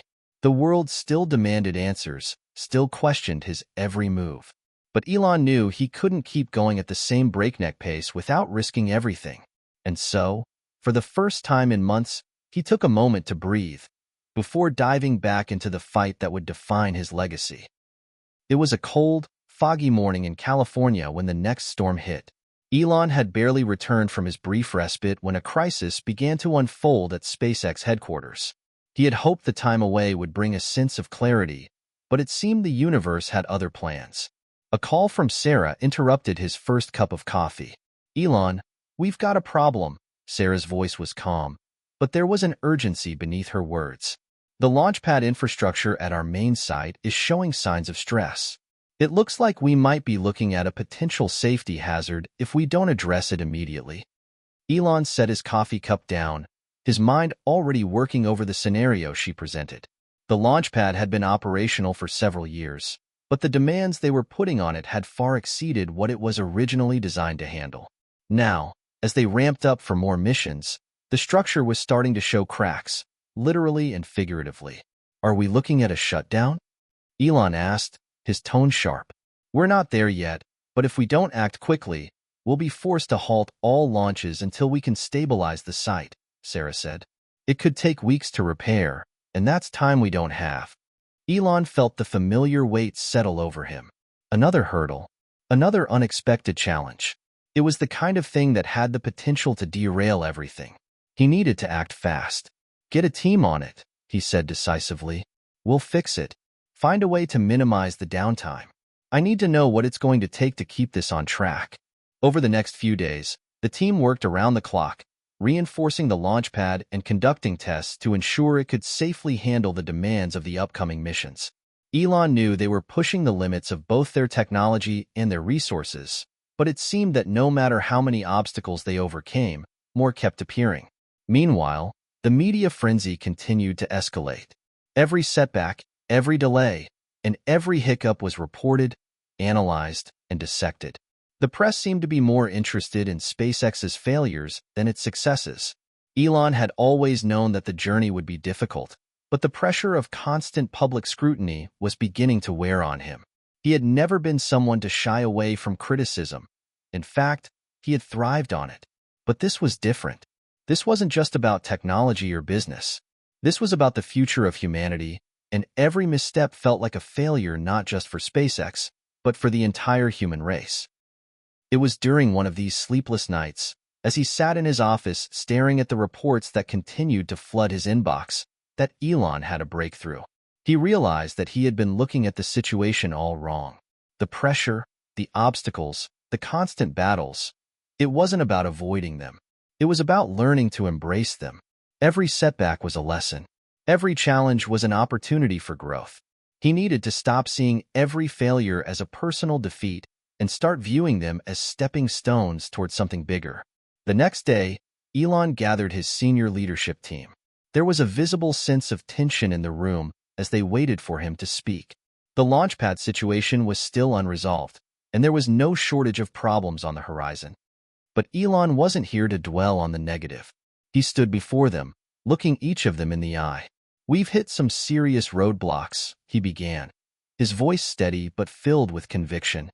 "And I know it's been tough. We're being tested on every front, and it feels like we're fighting a losing battle sometimes." He paused, letting the words sink in. "But here's the thing. Every challenge we face is just another chance to prove that we're the ones who can make the impossible happen. This isn't about avoiding failure. It's about pushing through it, learning from it, and coming out stronger on the other side." There was a moment of silence in the room. His team was used to Elon's unrelenting drive, but this was something different. It wasn't just about leadership. It was about perspective. And that shift in perspective was something they all desperately needed. "We're not just going to get through this," Elon continued. "We're going to come out on top. We'll fix the launch pad. We'll solve the life support issues. We'll get to Mars. And we'll do it together." The change in mindset seemed to spark something within the team. They threw themselves into the problem-solving process with renewed energy. With Elon's words echoing in their minds, they were no longer defeated by the challenges they faced. They were motivated by them. Days turned into weeks, and the launch pad was reinforced ahead of schedule. The life support system, though still facing challenges, began to show signs of improvement. The cost overruns were still a concern, but they were finding ways to streamline operations and cut unnecessary expenses. For the first time in months, there was a palpable sense of optimism in the air. They were not out of the woods yet, but they were on the right path. However, just as things were beginning to look up, Elon received a call that would change everything. It was from his lawyer, Maria, who had been handling SpaceX's ongoing legal battles. "Elon, I need you to sit down." Maria's voice was grave. "We've received a subpoena from the court. They're calling you in for a deposition. It's about the investigation into the Falcon Heavy launch." Elon's stomach dropped. He had known this day was coming, but he had hoped it would stay in the background a little longer. The Falcon Heavy launch had been a triumph, but now it seemed like there were questions about the way SpaceX had handled the testing and certification process. It was a legal minefield, and it was only going to add to the pressure. "I'll handle it," Elon said, his voice calm but with an edge of frustration. "But it's one more thing we don't need right now." "Just be prepared," Maria said. "This could get messy." The following weeks were consumed by the legal proceedings. Elon had to balance his time between preparing for the deposition, managing SpaceX, and overseeing the critical projects that were still in progress. The pressure mounted once again, but this time, he was determined not to let it break him. The day of the deposition arrived, and Elon found himself sitting across from a stern judge, facing a room full of lawyers, experts, and investigators. He had been through difficult situations before, but this was different. This was a battle not just for SpaceX's future, but for his own legacy. The judge, a no-nonsense figure known for her tough demeanor, wasted no time. "Elon Musk, do you take full responsibility for the issues surrounding the Falcon Heavy launch?" she asked, her voice cold and sharp. Elon's response was measured, his voice unwavering. Yes, I take full responsibility. But I also know that SpaceX is committed to learning from every mistake, and we will continue to do everything in our power to make things right. The questioning continued, but Elon stood his ground. In that moment, he realized something profound. No matter how difficult the circumstances, he could handle anything as long as he believed in the work SpaceX was doing. He had always known that the road to Mars would be filled with obstacles, but it was moments like these that reminded him why he started this journey in the first place. He wasn't just fighting for SpaceX. He was fighting for the future of humanity. The weeks following Elon's deposition were filled with tension and uncertainty. Despite his best efforts to remain calm and focused, the fallout from the legal battle was beginning to seep into every aspect of his life. It wasn't just the media or the critics anymore. It was the investors, his partners, and even members of his own team. Everyone seemed to be waiting for him to slip, to make a mistake that would bring everything crashing down. Elon knew the stakes were high, and the burden of leadership was weighing heavier than ever before. In the midst of it all, the pressure was starting to show.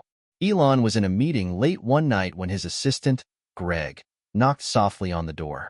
Elon had barely slept in days, his eyes bloodshot and his mind in overdrive. It felt like there were never enough hours in the day, and he was juggling everything at once. "What is it, Greg?" Elon asked, his voice tight with exhaustion. "There's someone here to see you." "He says it's urgent," Greg replied. Elon's patience was running thin. He wasn't in the mood for more distractions. "I don't have time for visitors right now. Tell them to make an appointment." Greg hesitated. "He insists it's important. He's from the board." Elon's head snapped up. The board. Of all the people, they were the last ones he wanted to deal with right now. "All right," Elon said with a sigh, rubbing his temples. "Send him in." A few moments later, a man in a sharp suit entered the room, his expression tense. Elon recognized him immediately. Jordan, one of the most influential members of the SpaceX board. Jordan had always been a bit of a thorn in Elon's side, pushing for more conservative approaches and questioning every risky decision. "I'll make this quick," Jordan began, his voice measured but carrying a clear tone of concern. "We need to talk about the future of SpaceX, Elon. There's growing anxiety among the board members." Elon's jaw tightened. He didn't have the energy for more doubters right now. "What are you getting at, Jordan?" Elon asked, trying to keep his composure. Jordan didn't waste time with pleasantries. "You've got a lot of people questioning your leadership right now. The legal issues, the delays, the financial concerns. It's too much for the company to handle all at once. The board is starting to wonder if you're still the best person to lead this." Elon felt the sting of the words, though he tried not to let it show. He had always known that he was a polarizing figure, but to hear it from someone he had worked so closely with stung more than he expected. "I don't have time to coddle the board, Jordan," Elon said, his voice becoming colder. "We're making progress, and we're not going to stop. If they can't see the bigger picture, then maybe they're not the right people for the job." Jordan's eyes narrowed, his tone firm. "Elon, this isn't just about your vision. This is about execution. And right now, SpaceX's future is in jeopardy. The pressure is too great for any one person to bear. You need to step back before this becomes a full-blown crisis." Elon stood up abruptly, his hands bracing against the table. "I've been carrying this company on my back for years, Jordan. I'm not stepping back. Not now. Not ever." Jordan hesitated for a moment before speaking again, his voice softer. "Elon, you're a visionary, no doubt. But even the greatest leaders have limits. You can't do this alone. Maybe it's time to consider a co-CEO, someone who can help shoulder the burden." Elon's heart skipped a beat. A co-CEO? It felt like an insult to everything he had built. He had always prided himself on being the one who drove SpaceX forward, the one who made the tough decisions. The idea of sharing that power with someone else, especially now, felt like an admission of weakness. "I don't need a co-CEO," Elon said, his voice low but filled with determination. "What I need is for the board to trust me. If they don't, I'll find another way. But I'm not giving up on this mission, and I'm certainly not stepping down." After the meeting, Elon's mind raced. He had faced doubts before, but never from the very people who had helped propel him to where he was today. The idea of a co-CEO gnawed at him, challenging his sense of identity and his place within SpaceX. Could he really continue to lead if the board was losing confidence in him? Was it time to make changes, or should he push through the adversity and prove them all wrong? The weight of the decision was overwhelming. He knew that any misstep now could destroy everything. Meanwhile, as if the pressure from the board wasn't enough, the media had picked up on the rumblings within SpaceX. The headlines were relentless. Is Elon Musk losing control of SpaceX? Pressure mounts on SpaceX CEO amid crisis, and Musk's Mars dream in jeopardy. Can he recover? The world was watching, and it seemed like the world was waiting for him to fail. Elon wasn't one to shy away from adversity, but there was something about the constant barrage of negative coverage that gnawed at him. It wasn't just about the rockets anymore. It was about his reputation, his legacy, and the future of the very dream he had built. One evening, after another round of media reports, Elon found himself sitting alone in his office, staring at the wall. He couldn't help but reflect on the path that had led him here. The countless hours, the sacrifices, the risks, all of it had been for this one goal: to make life multiplanetary. But was it worth it? The question lingered in the air like a heavy fog. Elon's phone buzzed on the desk, snapping him out of his thoughts. It was a message from Sarah. Progress on the life support system. We've found a breakthrough. We may have a working model sooner than expected. For a moment, the weight lifted. There was hope. They were still making progress, still moving forward. He smiled slightly, the first real smile he'd worn in days. Maybe the battle wasn't over just yet. Elon Musk stood at the helm of SpaceX, facing his biggest dilemma yet. The weight of leadership was heavier than it had ever been, and the situation at SpaceX seemed to grow more complex with every passing day. The board's suggestion of a co-CEO weighed heavily on his mind, especially after the tense conversation with Jordan. Elon had never been one to share control, and the thought of dividing his authority was unsettling. But the question remained: could he continue carrying the company alone, or was it time to share the burden? It was a rainy Thursday afternoon when Elon received a call that would shape the course of the company and his personal journey forever. The call was from Maria, his trusted lawyer. She had been handling the legal complications from the Falcon Heavy investigation, and while her updates had usually been about procedural matters, this one felt different. Elon, Maria's voice was calm, but there was a noticeable tension behind it. We've got a new development. The court is moving faster than we anticipated. There's a chance this could escalate quickly. They might be bringing new charges to the table. You'll need to be prepared. Elon's stomach clenched. Another blow. He had anticipated challenges from the legal front, but the sudden shift in momentum caught him off guard. New charges? He asked, trying to steady his voice. What are we looking at? Maria sighed. It's complicated. It's not just about the Falcon Heavy anymore. There's an investigation into SpaceX's internal processes, particularly around your management style and decision-making. The court is questioning whether the company's safety protocols were sufficient, and they're digging into your personal decisions regarding resource allocation. Elon felt a wave of frustration wash over him. It seemed like everyone was questioning his decisions now. It wasn't just the board. It was the media, the public, and now, the court. The dream he had built, the mission he had dedicated his life to, was under siege from all sides. This is getting out of hand, Elon muttered, more to himself than to Maria. We've worked harder than anyone can imagine, and now they're second-guessing everything. I know it's tough, Elon, Maria said, her voice softening, but you need to keep focused. We'll handle the legal side, but you need to make a decision about how you want to move forward with SpaceX. This pressure, it's not going away anytime soon. The board is waiting on your response. The next day, Elon called a meeting with the senior leadership team. The room was tense. The company had made significant strides in terms of technical development, especially with the breakthrough on the life support system. But there was still so much uncertainty ahead, and they needed a plan. All right, we're here to discuss the future of SpaceX, Elon began, his voice firm. As you all know, things aren't exactly going smoothly right now. We're facing legal challenges, financial pressure, and external scrutiny at levels we've never seen before. He paused, scanning the room. His team was listening intently, and for the first time in a long while, he saw a flicker of doubt in their eyes.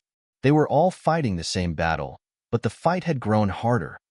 "I've been thinking a lot about the future of SpaceX," he continued, his tone more reflective. "I've been pushing this company forward on my own for a long time, but it's clear that the road ahead is going to be even more challenging, and I can't do it all by myself anymore." There was a palpable shift in the room. The team exchanged looks, unsure of what Elon was going to say next. Elon himself wasn't entirely sure, but he knew one thing. The company needed stability, and they needed someone who could help share the burden. "I'm considering the board's suggestion," Elon said, finally. "A co-CEO. It's a big decision, but it might be the only way to ensure that we can handle everything that's coming our way. But I need your input. I need to know if you think it's the right move for SpaceX." The room was silent for a moment as the team processed Elon's words. Finally, Sarah, the VP of Operations, spoke up. "Elon, you've always been the one who has driven this company. But you're right, we're at a critical point. Maybe having someone else to help guide the company through this storm would be a good idea. But whoever you choose, they need to understand the mission. They need to be as committed to it as you are." Elon nodded, appreciating Sarah's honesty. He had always surrounded himself with people who were just as passionate about SpaceX's mission as he was, but the thought of sharing the leadership, of giving up some of the control, was still a daunting prospect. "Anyone in mind?" Sarah pressed. Elon hesitated. The truth was, he wasn't sure. He had always prided himself on making decisions quickly, but this was a new level of complexity. "I don't know yet," Elon admitted, "but I will. And when I make that choice, it's going to be someone who can handle the pressure. Someone who isn't afraid to make tough calls." The following days were filled with meetings, calls, and countless discussions with his closest advisors. Elon was relentless in his search for the right person, but as the hours passed, he felt the weight of the decision pressing on him more than ever. SpaceX's future depended on this choice, and he knew he had to make it soon. Meanwhile, the media continued its barrage of headlines. Musk faces crucial decision. A co-CEO for SpaceX? Elon Musk's leadership at a crossroads. Is he ready to share the reins? Every outlet had an opinion, but no one truly understood the enormity of the choice he was facing. On the evening before he was set to make his final decision, Elon stood in his office, looking out over the sprawling SpaceX campus. It had been a long, hard road to get here, and now he was standing at a crossroads. Could he share the leadership? Could he trust someone else with the company he had poured his heart and soul into? Or would he continue to fight alone, as he always had? In the quiet of that moment, Elon knew the answer. He would find the right person, and together, they would continue the journey to Mars. The days following the decision were a blur of meetings, interviews, and preparation. Elon had finally made up his mind. He had agonized over the choice, but the pressure to ensure SpaceX's success had finally pushed him to consider the inevitable: sharing leadership. The idea of a co-CEO was still foreign to him, but after hearing the concerns from the board and his leadership team, he knew it was the right move, for SpaceX and for his own well-being. But the real challenge now was choosing the right person to share this responsibility with. It wasn't just about finding someone capable. It was about finding someone who could align with his vision for the future. Someone who had the same passion for space exploration and the same relentless drive to get to Mars. Elon was determined. He wasn't going to settle for just anyone. The first candidate on his list was David, a brilliant engineer who had been with SpaceX since its earliest days. David had a reputation for being a problem solver, someone who could think his way out of the most difficult situations. But Elon knew that leadership required more than technical prowess. It required vision, diplomacy, and the ability to inspire a team under immense pressure. Elon sat across from David in his office, his hands clasped in front of him as he assessed the man before him. "David," Elon began, his voice measured, "you've been with this company for years. You've seen the highs, the lows, the moments when we've been at the brink of failure, and you've always pulled us through. But now, things are different. We're at a tipping point, and I need someone who can help steer this ship through the storm." David nodded, his eyes focused. "I understand, Elon. I've always believed in the mission, and I'm willing to do whatever it takes to see it through. But I'm also aware of how tough this job will be. If we're talking about co-CEO, that means shared responsibility. That's a big ask. Elon studied David for a long moment before responding. I know it is, but I need someone who can be my partner in this. Someone who understands the pressure and can make the tough decisions when necessary. I need someone who won't back down when the world is watching. David's expression remained steady, but there was a flicker of determination in his eyes. I'm in, he said simply. I believe in what we're doing. I'll do whatever it takes to help SpaceX succeed. Elon nodded slowly. David was a solid choice, but there was something else on his mind. He had to be sure. There was still one more person he had in mind. The next day, Elon flew to Silicon Valley to meet with Gwen, the CEO of one of the largest space-based tech companies in the world. She had a reputation for being a visionary, someone who understood the business side of space exploration as well as the technical. Her company had revolutionized satellite communications and had the kind of leadership experience Elon knew would complement his own. He arrived at her office in the heart of Silicon Valley, the city buzzing with innovation all around him. Gwen greeted him with a firm handshake, her eyes sharp and focused. Elon, she said, gesturing for him to take a seat. I know why you're here, and I'm honored that you'd consider me for the position. But I'm not here to talk about the surface-level details. We're talking about something much bigger than just a partnership. We're talking about the future of humanity. Elon leaned forward, his eyes intent on her. Exactly. That's why I need someone who can handle the pressure, someone who understands that what we're doing isn't just about building rockets. It's about building a future. Mars is the ultimate goal, but we can't get there alone.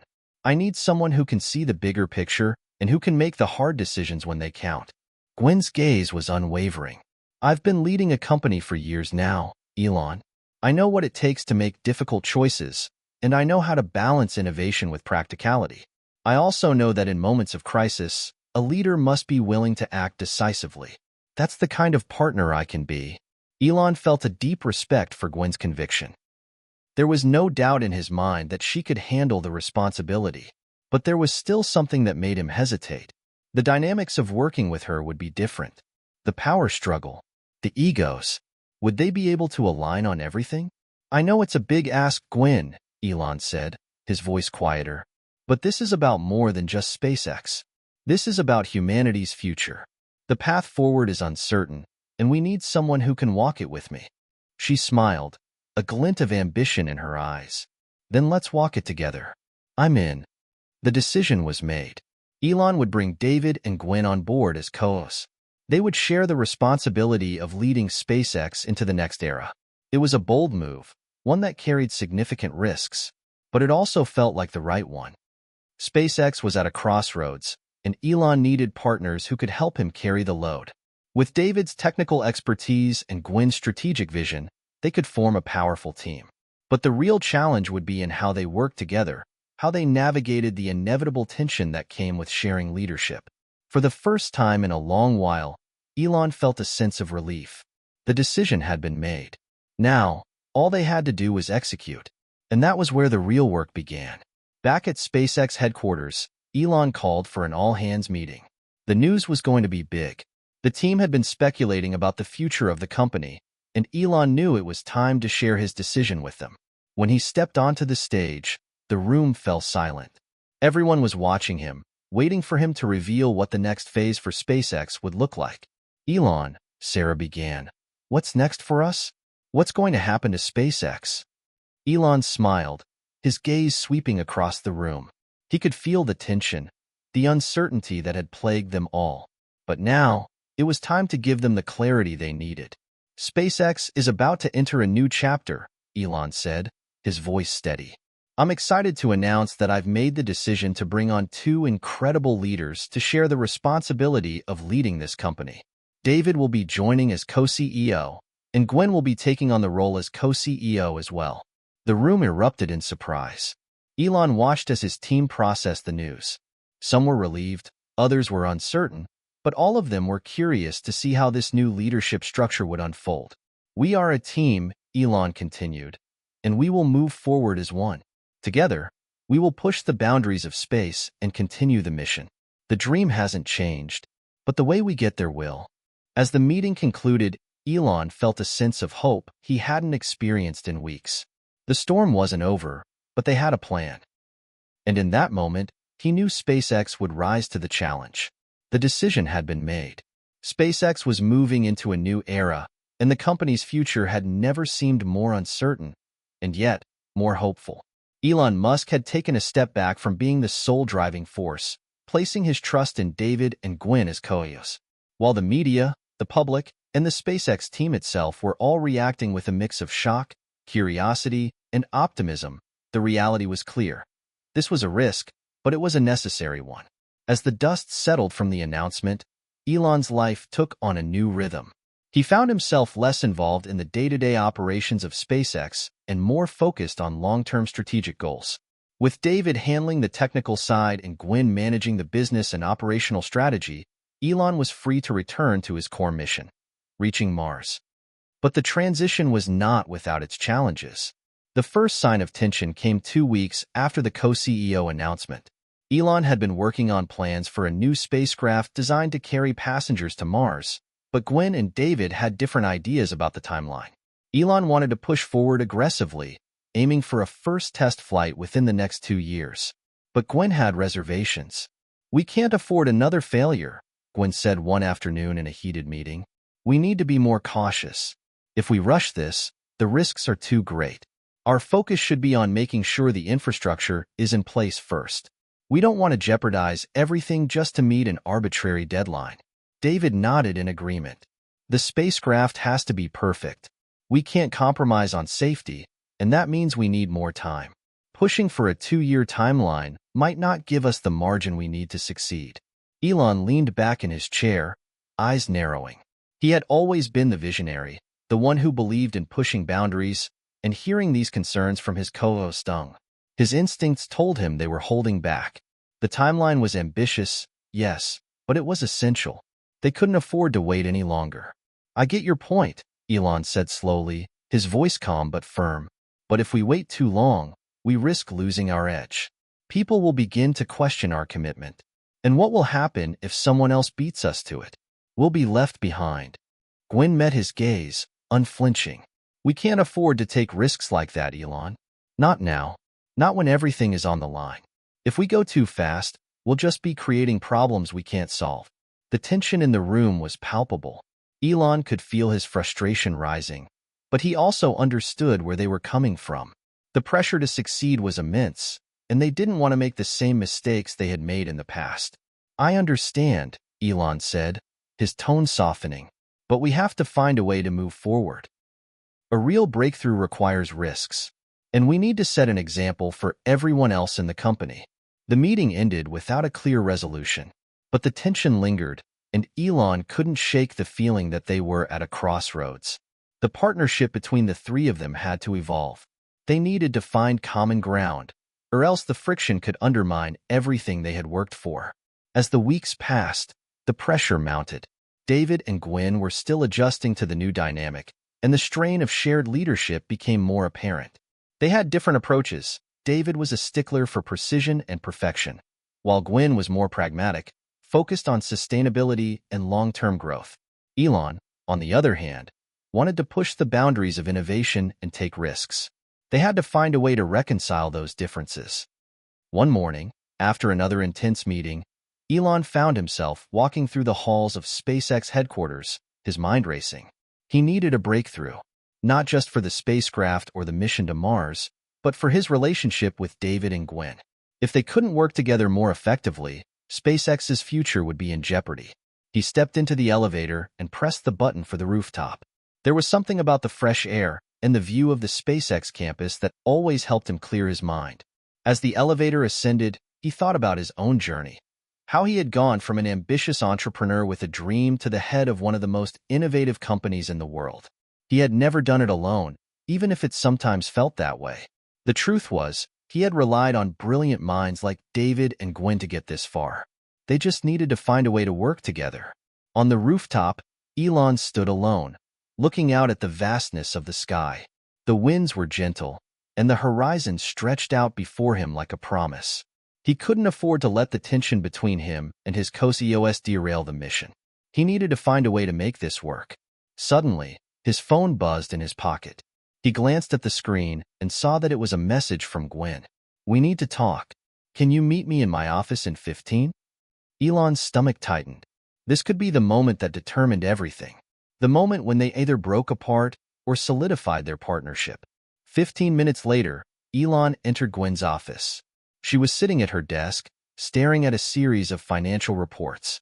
She looked up when he entered, her expression neutral. "Elon, I've been thinking a lot about everything," she said. "About the spacecraft, about the timeline, about our roles. And I've realized something. We can't keep going like this." Elon's heart skipped a beat. "What do you mean?" Gwen leaned forward. "I'm not saying we give up on our vision. I'm saying we need to redefine how we approach it. We're pushing for Mars, but we're forgetting something crucial. We need a solid foundation, one that's built on teamwork, mutual respect, and a willingness to listen to each other." Elon nodded slowly. "You're right. I've been so focused on the end goal that I haven't been listening. I'm sorry for that." Gwen's eyes softened. "It's not about being sorry, Elon. It's about finding a way to make this work. We're in this together, and we need to move forward as a team." Elon felt a weight lift off his shoulders. This was the breakthrough he had needed. The moment of clarity. He didn't need to compromise his vision, but he did need to build a stronger partnership, one where all of them, David, Gwen, and himself, could contribute their strengths and ideas without clashing. "We'll do it together," Elon said, his voice firm once again. "We'll find a way. Together." Gwen smiled. "That's all I wanted to hear." With renewed determination, Elon returned to the office. The mission was still the same, Mars, but how they got there had just been redefined. SpaceX was moving into a new chapter, and with Gwen and David by his side, they would build a future that was as solid as the rockets they built. The weeks following the pivotal conversation between Elon and Gwen had set the stage for a shift at SpaceX. The tension in the air had not completely dissipated, but there was a sense of unity that hadn't been there before. The team could feel it. Even the engineers working on the Mars-bound rockets, who were usually so focused on their tasks, seemed to sense the change. There was a renewed sense of purpose in the air, but there was still the looming question. Could Elon, Gwen, and David truly find harmony in their leadership roles, or would their differences cause an irreparable fracture? Elon had been focused more than ever on the future of SpaceX and its grand vision. But the added complexity of sharing leadership with two other powerful individuals wasn't easy. The internal politics, the different management styles, and the ever-present pressure to deliver on time weighed heavily on everyone's shoulders. It was becoming clear that the dream of Mars was not the only challenge they would have to overcome. It was the challenge of leadership itself. It was late one evening when Elon received a call from David. The tone of David's voice was urgent. "Elon, we need to talk. There's a problem with the Mars spacecraft prototype. It's failing to meet key performance metrics. We might need to delay the timeline," David said, his words clipped. Elon felt his stomach tighten at the mention of a delay. The timeline was something he had fought hard for, and the idea of postponing it was a bitter pill to swallow. "Delay?" Elon asked, his voice steady but filled with a rising sense of urgency. "What exactly are we looking at, David?" "It's the engines," David explained. "We've encountered a new issue that we weren't expecting. The combustion is uneven, and that's impacting performance. If we rush it, we risk damaging the whole system. We need more time to get it right." Elon ran his hand through his hair, the weight of the situation sinking in. He understood the technicalities of what David was saying, but at the same time, the reality of a delay threatened everything he had worked for. The press would have a field day, and investors might start to pull out. "I understand the concern," Elon replied after a long pause, "but we've been working toward this moment for years. We can't afford to push it back. We need to find a solution. Fast." David sighed, clearly frustrated. "Elon, I'm trying to be as straightforward as I can. We're talking about a spacecraft that needs to withstand the most extreme conditions known to man. We can't afford a mistake. If you push for the same timeline, it's going to be a disaster." Elon felt the pressure mounting. He could feel the weight of the decision pressing down on him. The longer he hesitated, The more time the media had to speculate, and the more doubt would spread. "I'll meet with Gwen," Elon said firmly. "We'll figure this out. But we can't let this delay. We need to keep moving forward. Mars won't wait for us." The next day, Elon, David, and Gwen gathered in a high-stakes meeting room. The tension was palpable.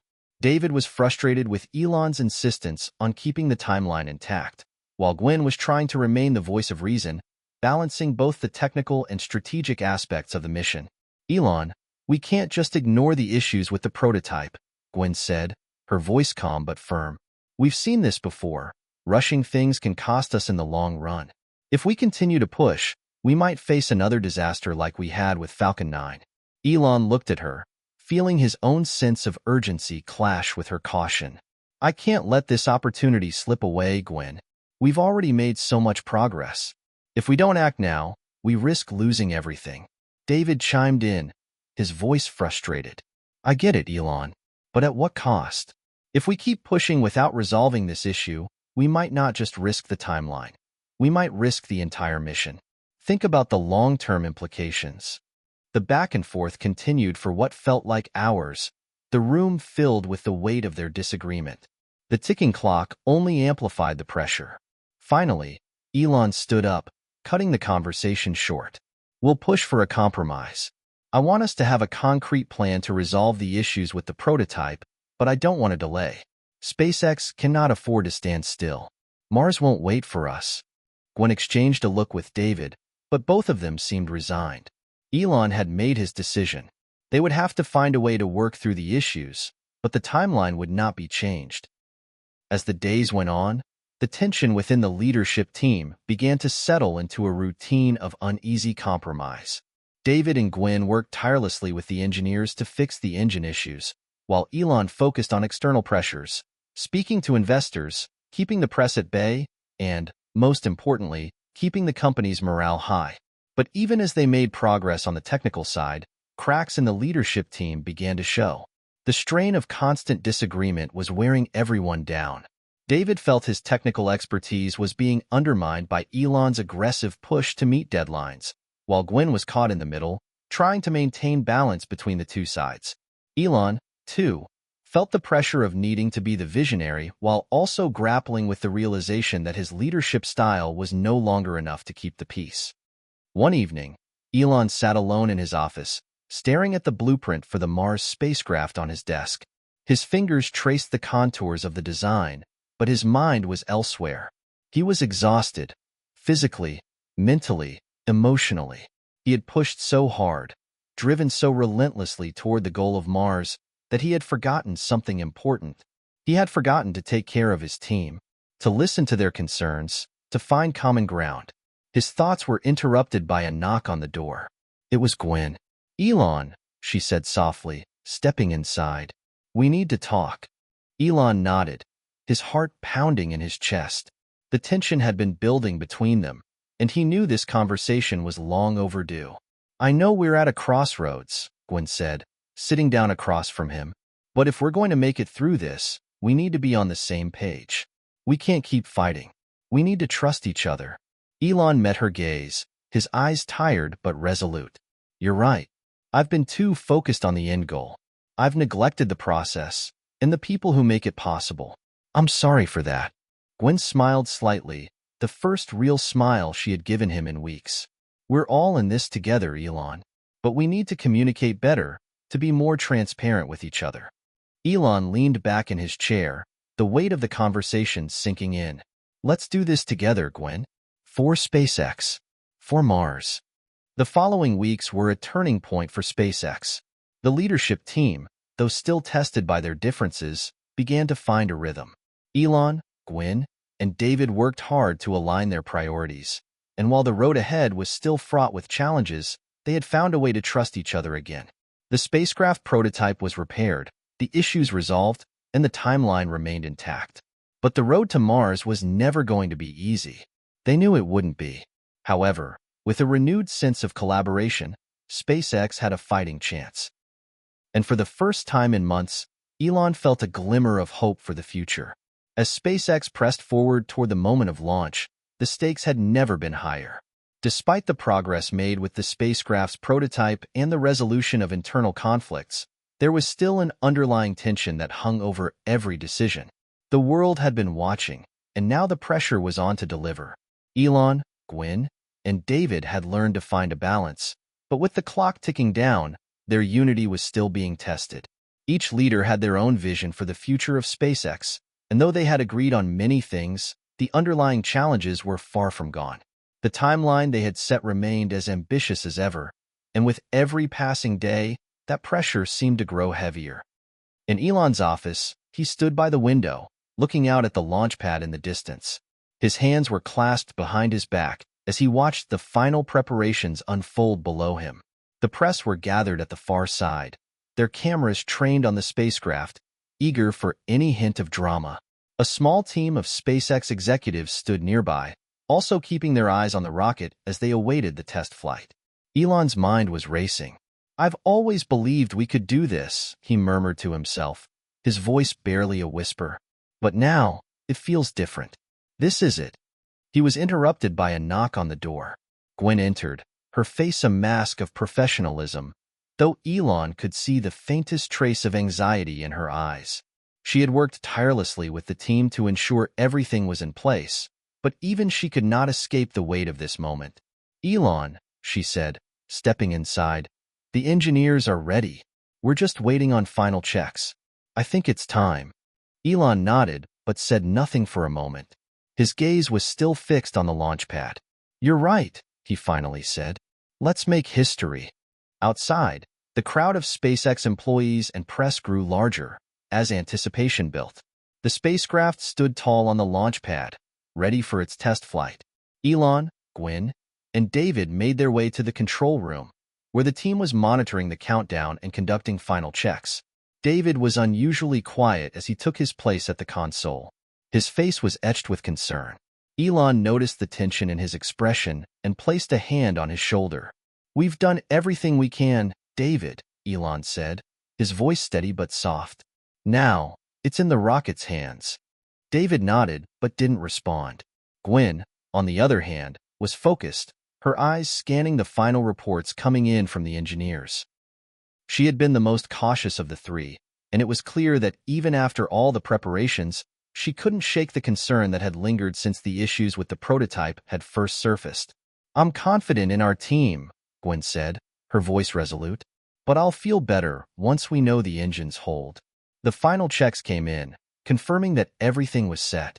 The countdown began, and the room fell into a tense silence. Each second that passed felt like an eternity. The countdown clock ticked down from 10, and the tension was so thick it could have been cut with a knife. At T-1 minute, the final alarm sounded, and everything came to a halt. The team looked toward the main screen for confirmation.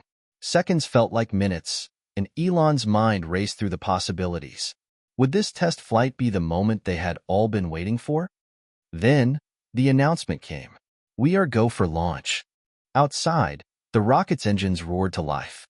The ground trembled, and the sound was deafening. With a sudden burst of power, the spacecraft lifted off the ground, soaring into the sky. The crowd watching at the launch site erupted in cheers, but inside the control room, it was a moment of stillness. The rocket streaked across the sky, its trajectory perfect. For a moment, it seemed as though time had stopped. The spacecraft had made it past the critical moments, and there were no signs of malfunction. But then, the unexpected happened. As the rocket ascended higher, a sudden flash appeared on the screens, an anomaly that no one had predicted. The engineers immediately scrambled to assess what was happening. The rocket, now at a significant altitude, appeared to be veering off course. "Elon," David's voice cracked through the air. "There's something wrong. The navigation system is malfunctioning." The room fell into chaos. Teams of engineers scrambled to find a solution. Gwyn moved quickly to the communication system, trying to contact the astronauts on board. Elon's heart pounded in his chest. This was not how things were supposed to go. They had prepared for every possibility. They had run simulations over and over again. But this was something no one had anticipated. "Elon," Gwyn said urgently, "we need to make a decision. Do we abort the mission?" For a moment, Elon stood frozen, watching the screens flicker as the engineers continued their frantic work. The idea of aborting the mission would be devastating. It would be a blow to SpaceX's reputation and a major setback in their journey to Mars. "No," Elon said finally, his voice strong. "We're not aborting. We're going to fix this." In the next few minutes, it became clear that the situation was rapidly deteriorating. The malfunction was more severe than originally thought. The spacecraft was now in danger of losing control. "Elon, we have to call it off," David insisted. "We're too far from a safe landing. It's too risky." Elon hesitated. The decision was excruciating, but it was a necessary one. As much as he hated it, he knew that aborting was the only option now. "Do it," Elon finally said, his voice tight with frustration. The decision was made. A controlled descent was initiated, and the spacecraft began to slowly descend back toward Earth. The engineering team worked quickly to ensure that the descent was as smooth as possible, and within minutes, the spacecraft successfully landed back on the ground, though it had not achieved its original mission goal. The room fell into silence once again. The launch had ended in failure, but not without valuable lessons learned. After the dust settled, Elon stood outside the control room, watching as the team debriefed. The failure had been a harsh blow, but the data collected would provide invaluable insights moving forward. "We'll fix it," Elon muttered to himself, his hands clenched at his sides. "We will go to Mars. And this won't be the thing that stops us." Gwen and David approached him, both looking exhausted but determined. "We'll learn from this," Gwen said, placing a hand on his shoulder. "It's not over yet." David nodded. "We're still in the game." Elon looked at both of them, his resolve hardening. The path to Mars had never been easy, and this setback was just another challenge to overcome. But with the team behind him, he knew one thing for sure. This was not the end. It was just the beginning. The failure of the test launch had sent shockwaves through SpaceX, but it had also ignited a new fire within the company. Elon, Gwen, and David, each in their own way, understood that this setback could either break them or propel them to even greater heights. It wasn't just about a failed launch. It was about the future of the entire mission to Mars, and that future demanded resilience. For Elon, it was a gut-wrenching blow, but it was also a stark reminder of the stakes.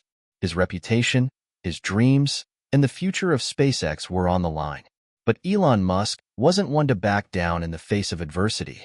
He had weathered bigger storms before. The following days were a blur of meetings, analysis, and recalibration. Elon spent long hours in the control room, reviewing every bit of data from the failed launch. He didn't need to be told what went wrong. He could see it clearly. The engineers had missed something, and that something had nearly cost them everything. The failure was painful, but it was also an opportunity to get one step closer to success. They couldn't afford to dwell on the failure. They had to fix it, and fast. Gwen, too, threw herself into the process. She had seen Elon's vision for the future, and she believed in it, despite the setback. The team needed direction, and she was determined to provide it. There was no room for hesitation. She worked with the engineers to isolate the exact cause of the malfunction, knowing that this time, they had to get it right. David, still reeling from the failure, struggled with his own sense of responsibility. As the chief engineer, the technical problems that had surfaced on the launch were, in many ways, his to own. But as the days wore on, David found himself realizing something important. It wasn't his fault. It was a failure in the system, a failure that was part of the journey. Everyone at SpaceX had contributed to the setbacks, and everyone would be part of the solution. Together, they would rebuild. One evening, as the team was deep in the weeds of recalibrating the rocket systems, Gwen called a meeting. Elon arrived first, followed closely by David, who still appeared exhausted from the emotional toll of the failed launch. The atmosphere in the room was heavy, but there was a sense of urgency in the air. "I've been going through the data," Gwen started, her voice steady, "and I think we've isolated the core issue." The malfunction in the navigation system was traced back to a component in the engine control system. It was a small error, but it caused the entire system to shut down mid-flight. Elon nodded, absorbing the information. "How long until we have a fix?" Gwen hesitated. "It's going to take some time. We need to redesign some key components to ensure that this never happens again." It's not just about the fix. It's about preventing it from ever happening on the actual mission to Mars. David added, I agree. We'll need to rerun the simulations multiple times to ensure the redesign is solid. But with the right approach, we can get it done. We'll just need more time. Elon stood up, his usual sense of urgency returning. I don't want more time. I want results. We have a deadline to meet. Mars is waiting. We're not backing down. There was silence in the room for a moment as the weight of Elon's words hung in the air. Gwen and David exchanged glances, but neither one spoke up. Elon's determination was both inspiring and intimidating. The next few weeks were filled with endless hours of work. SpaceX's engineers toiled tirelessly, redesigning key components of the spacecraft's navigation and engine control systems. The tests were grueling, with each failure pushing them to work harder. But slowly, progress began to show. The systems were recalibrated, and the bugs that had derailed the previous launch were slowly eliminated one by one. Elon kept his foot firmly on the accelerator, pushing the team to do their best. His relentless drive was both a blessing and a curse. It motivated the team to reach new heights, but it also created friction. Tensions between leadership and the engineering team had begun to build again, with some engineers feeling they were being pushed too hard, too fast. Gwen found herself once again playing the role of mediator. She had always been the voice of reason, the one who kept things from falling apart, but now, even her patience was being tested. She knew the stakes were high, but she also knew that pushing the team too hard could result in burnout, something they could not afford. We need to find a balance, Gwen said in one of their meetings. We can't keep rushing through this. The work is quality, but the team is starting to crack under the pressure. Elon's response was quick. I don't have the luxury of time, Gwen. Mars is the ultimate goal. If we don't keep up the pace, we won't make it. SpaceX won't survive without this mission. Gwen's expression softened. She understood the pressure, but she also saw the human cost. I know you're under pressure, but we can't afford to lose our people. Not like this. David added, we're all in this together. We have to pull together, not push each other apart. The words hit Elon harder than he anticipated. For a moment, he allowed himself to consider the cost. The toll this relentless pace was taking on his team, on himself. You're right, he said after a pause, his voice quieter than usual. We'll slow down, just a little. I don't want to sacrifice the team for the mission, but we can't afford to slow down too much. We'll find a middle ground. It was the first time Elon had truly listened to Gwen and David since the failure. It was a breakthrough, a small one, but significant nonetheless.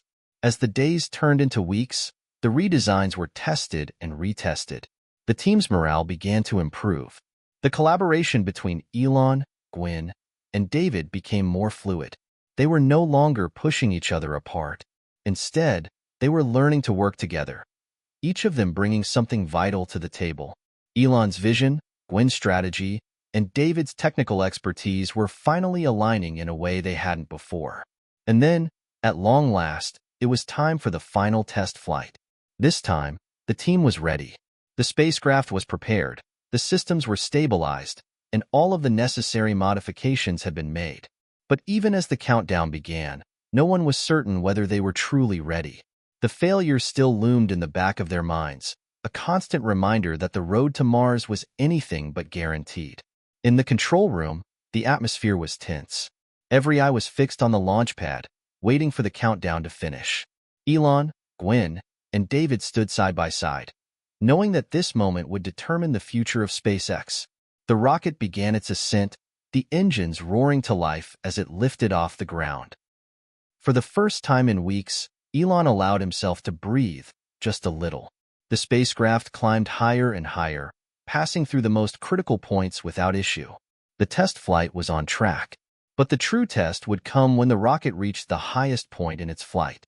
The navigation system would be put to the test once again. This time, though, everyone was confident that the fix would hold. As the rocket passed its critical altitude and the system stabilized, Elon watched with bated breath. The engineers confirmed that the systems were holding steady. The mission was a success. The room erupted in applause. The successful test flight had reignited the hope that had been wavering for a while.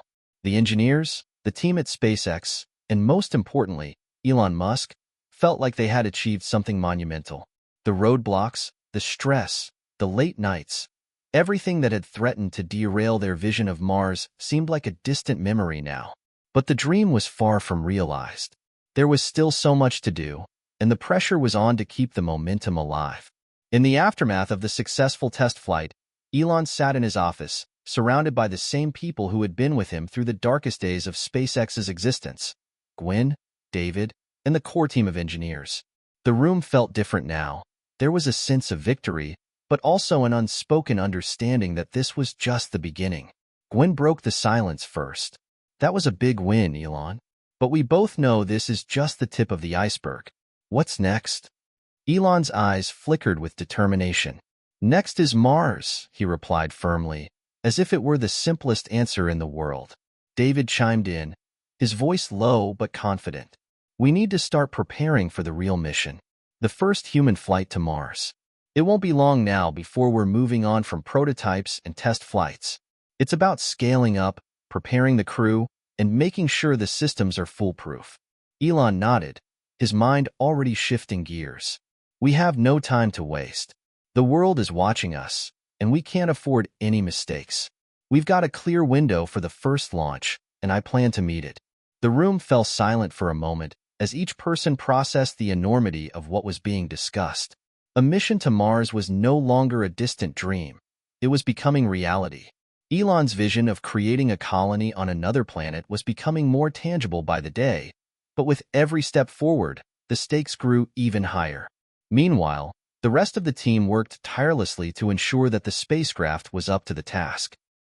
A crew of astronauts was being selected, and SpaceX was moving forward with plans for a full-fledged mission to Mars. There was a renewed sense of camaraderie among the engineers, who had seen their hard work come to fruition. They were no longer just working for a company, they were working to create history. In the months that followed, the SpaceX team faced one technical challenge after another, but each time they encountered a problem, they found a solution. From refining the spacecraft's propulsion system to ensuring that the living conditions on board were sustainable for months at a time, no detail was too small to be overlooked. Gwen worked closely with the team to ensure that the spacecraft would be fully prepared for the journey. She was meticulous, calculating, and always thinking 2 or 3 steps ahead. But even as the preparations moved forward, she couldn't shake the feeling that there was more they needed to do. "We're getting closer," she said to Elon one evening, "but I still think we need to double down on the safety protocols. Mars isn't a vacation. It's dangerous. There's no room for error." Elon, who had always been focused on the long-term goals, nodded in agreement. "You're right. We'll revisit the safety protocols and make sure we leave no stone unturned. Every astronaut on that mission has to come back home safely. That's the priority." In the months leading up to the mission, the world had become fascinated with SpaceX. Elon had become a household name, synonymous with innovation, ambition, and the drive to push humanity forward. But with that fame came pressure, the kind that never let up. The media couldn't get enough of the story. Elon Musk's mission to Mars, can he really pull it off? Became a headline that was repeated in various forms across every major news outlet. There were detractors, of course, critics who claimed that the mission was too risky, too ambitious, and perhaps even impossible. But for every critic, there were millions more who believed in Musk's vision and the future he was working to build. As the first crew of astronauts was officially selected, the sense of anticipation reached a fever pitch. The mission would be a global event, with millions of people tuning in to watch history unfold. SpaceX had proven its worth through countless test flights, but this mission was different. This was the mission that would take humanity one step closer to becoming a multi-planetary species. Gwen looked at the crew members, each of them prepared to make history. "They're ready," she said to Elon, who was standing beside her. "Now we just need to make sure everything else is ready." As the launch day approached, the team continued to work around the clock. The spacecraft was ready. The astronauts were prepared. The systems were thoroughly tested. Everything seemed to be in place. Yet, despite the preparation, the stakes felt higher than ever. Elon stood in front of the spacecraft on the day of the mission, his eyes scanning the vessel. The dream that had started so many years ago now stood before him as a towering reality. It had been a long, difficult road, filled with setbacks, challenges, and moments of doubt. But today, he could feel something else, something deeper. "This is it," he muttered to himself, barely a whisper. "This is the moment." Gwen and David approached, standing beside him as the final checks were completed. "We've done everything we could," Gwen said softly. "It's time." Elon nodded, his gaze never leaving the spacecraft. "Let's do it." The countdown began, and for the first time, the world held its breath. People gathered in front of their televisions, on their phones, and in public spaces to watch the historic event unfold. The SpaceX launch would mark the beginning of a new chapter in human history, one that many believed would forever change the course of civilization. The rocket engines roared to life as the countdown reached zero, and the spacecraft slowly lifted off the ground. The entire SpaceX team cheered as the rocket soared into the sky, carrying with it the dreams of billions. Elon, Gwen, and David watched the rocket disappear into the clouds. This moment, this launch, would be remembered forever as the moment humanity took its first steps toward Mars. But in Elon's mind, this was not the end.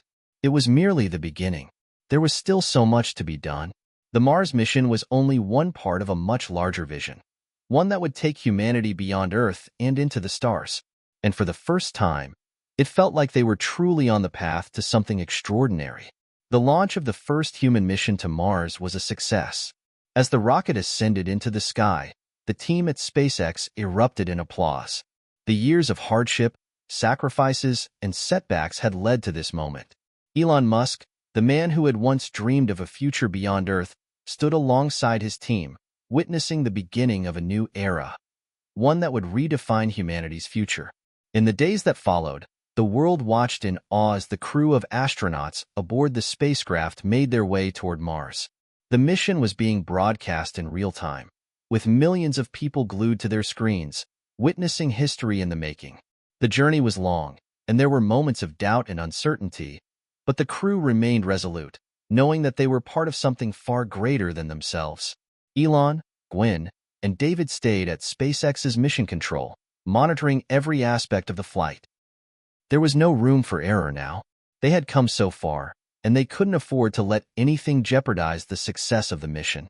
"We're almost there," Gwen said, her voice filled with both excitement and caution as the spacecraft entered the final stages of its journey.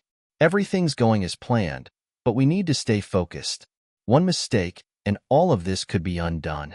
Elon nodded, his gaze fixed on the screens in front of him. "We've worked for this day for years. There's no turning back now.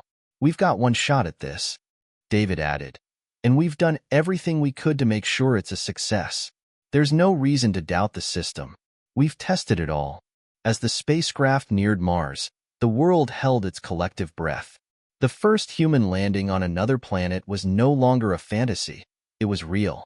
And the crew of astronauts, now less than an hour away from their historic landing, could hardly believe that the impossible was becoming possible.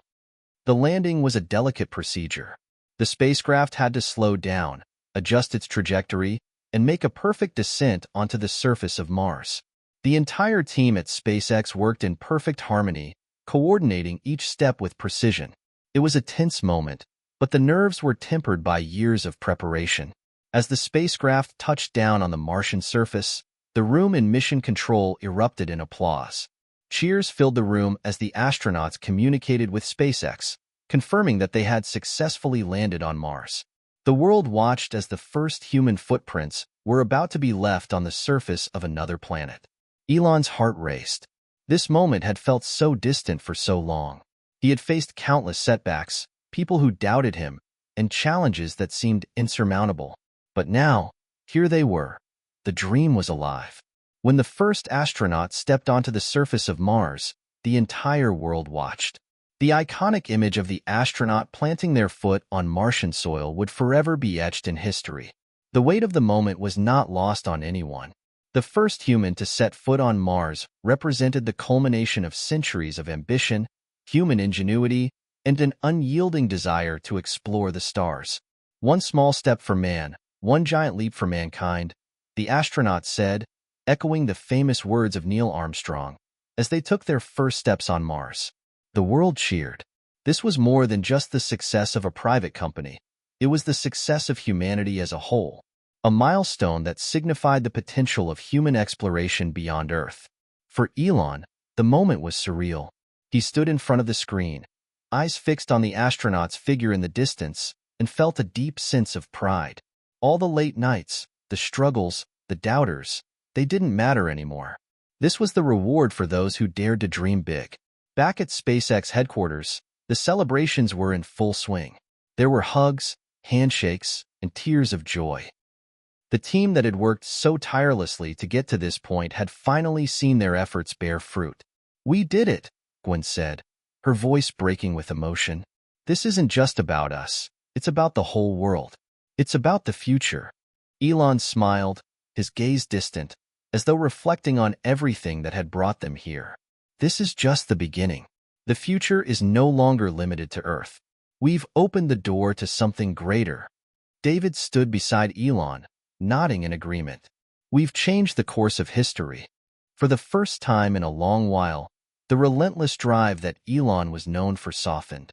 The immense pressure of the mission had given way to a sense of accomplishment. But even in the midst of this celebration, he knew the work was far from over. The landing was a monumental achievement, but the true test was in what they would do next. Mars was just the first step in their journey. As the crew on Mars began their mission, unpacking equipment, setting up base, and preparing for the long-term exploration of the planet, the excitement didn't subside. SpaceX's work was far from over. The company would need to send more missions to Mars, establish a sustainable base, and begin the process of terraforming, which would take decades. But now, the first steps had been taken. Elon knew that the mission to Mars was more than just about exploration. It was about humanity's future. Earth, despite its beauty, was fragile. It was only a matter of time before challenges arose, be it climate change, overpopulation, or other crises. Mars offered the possibility of a new beginning, a place for humanity to thrive beyond the confines of Earth. He also realized that this mission, while monumental, was just the first chapter in a much larger story. The future of SpaceX was intertwined with the future of humanity itself. The vision that had been so hard to bring to life was now unfolding before his eyes. There would be other missions. There would be a colony on Mars.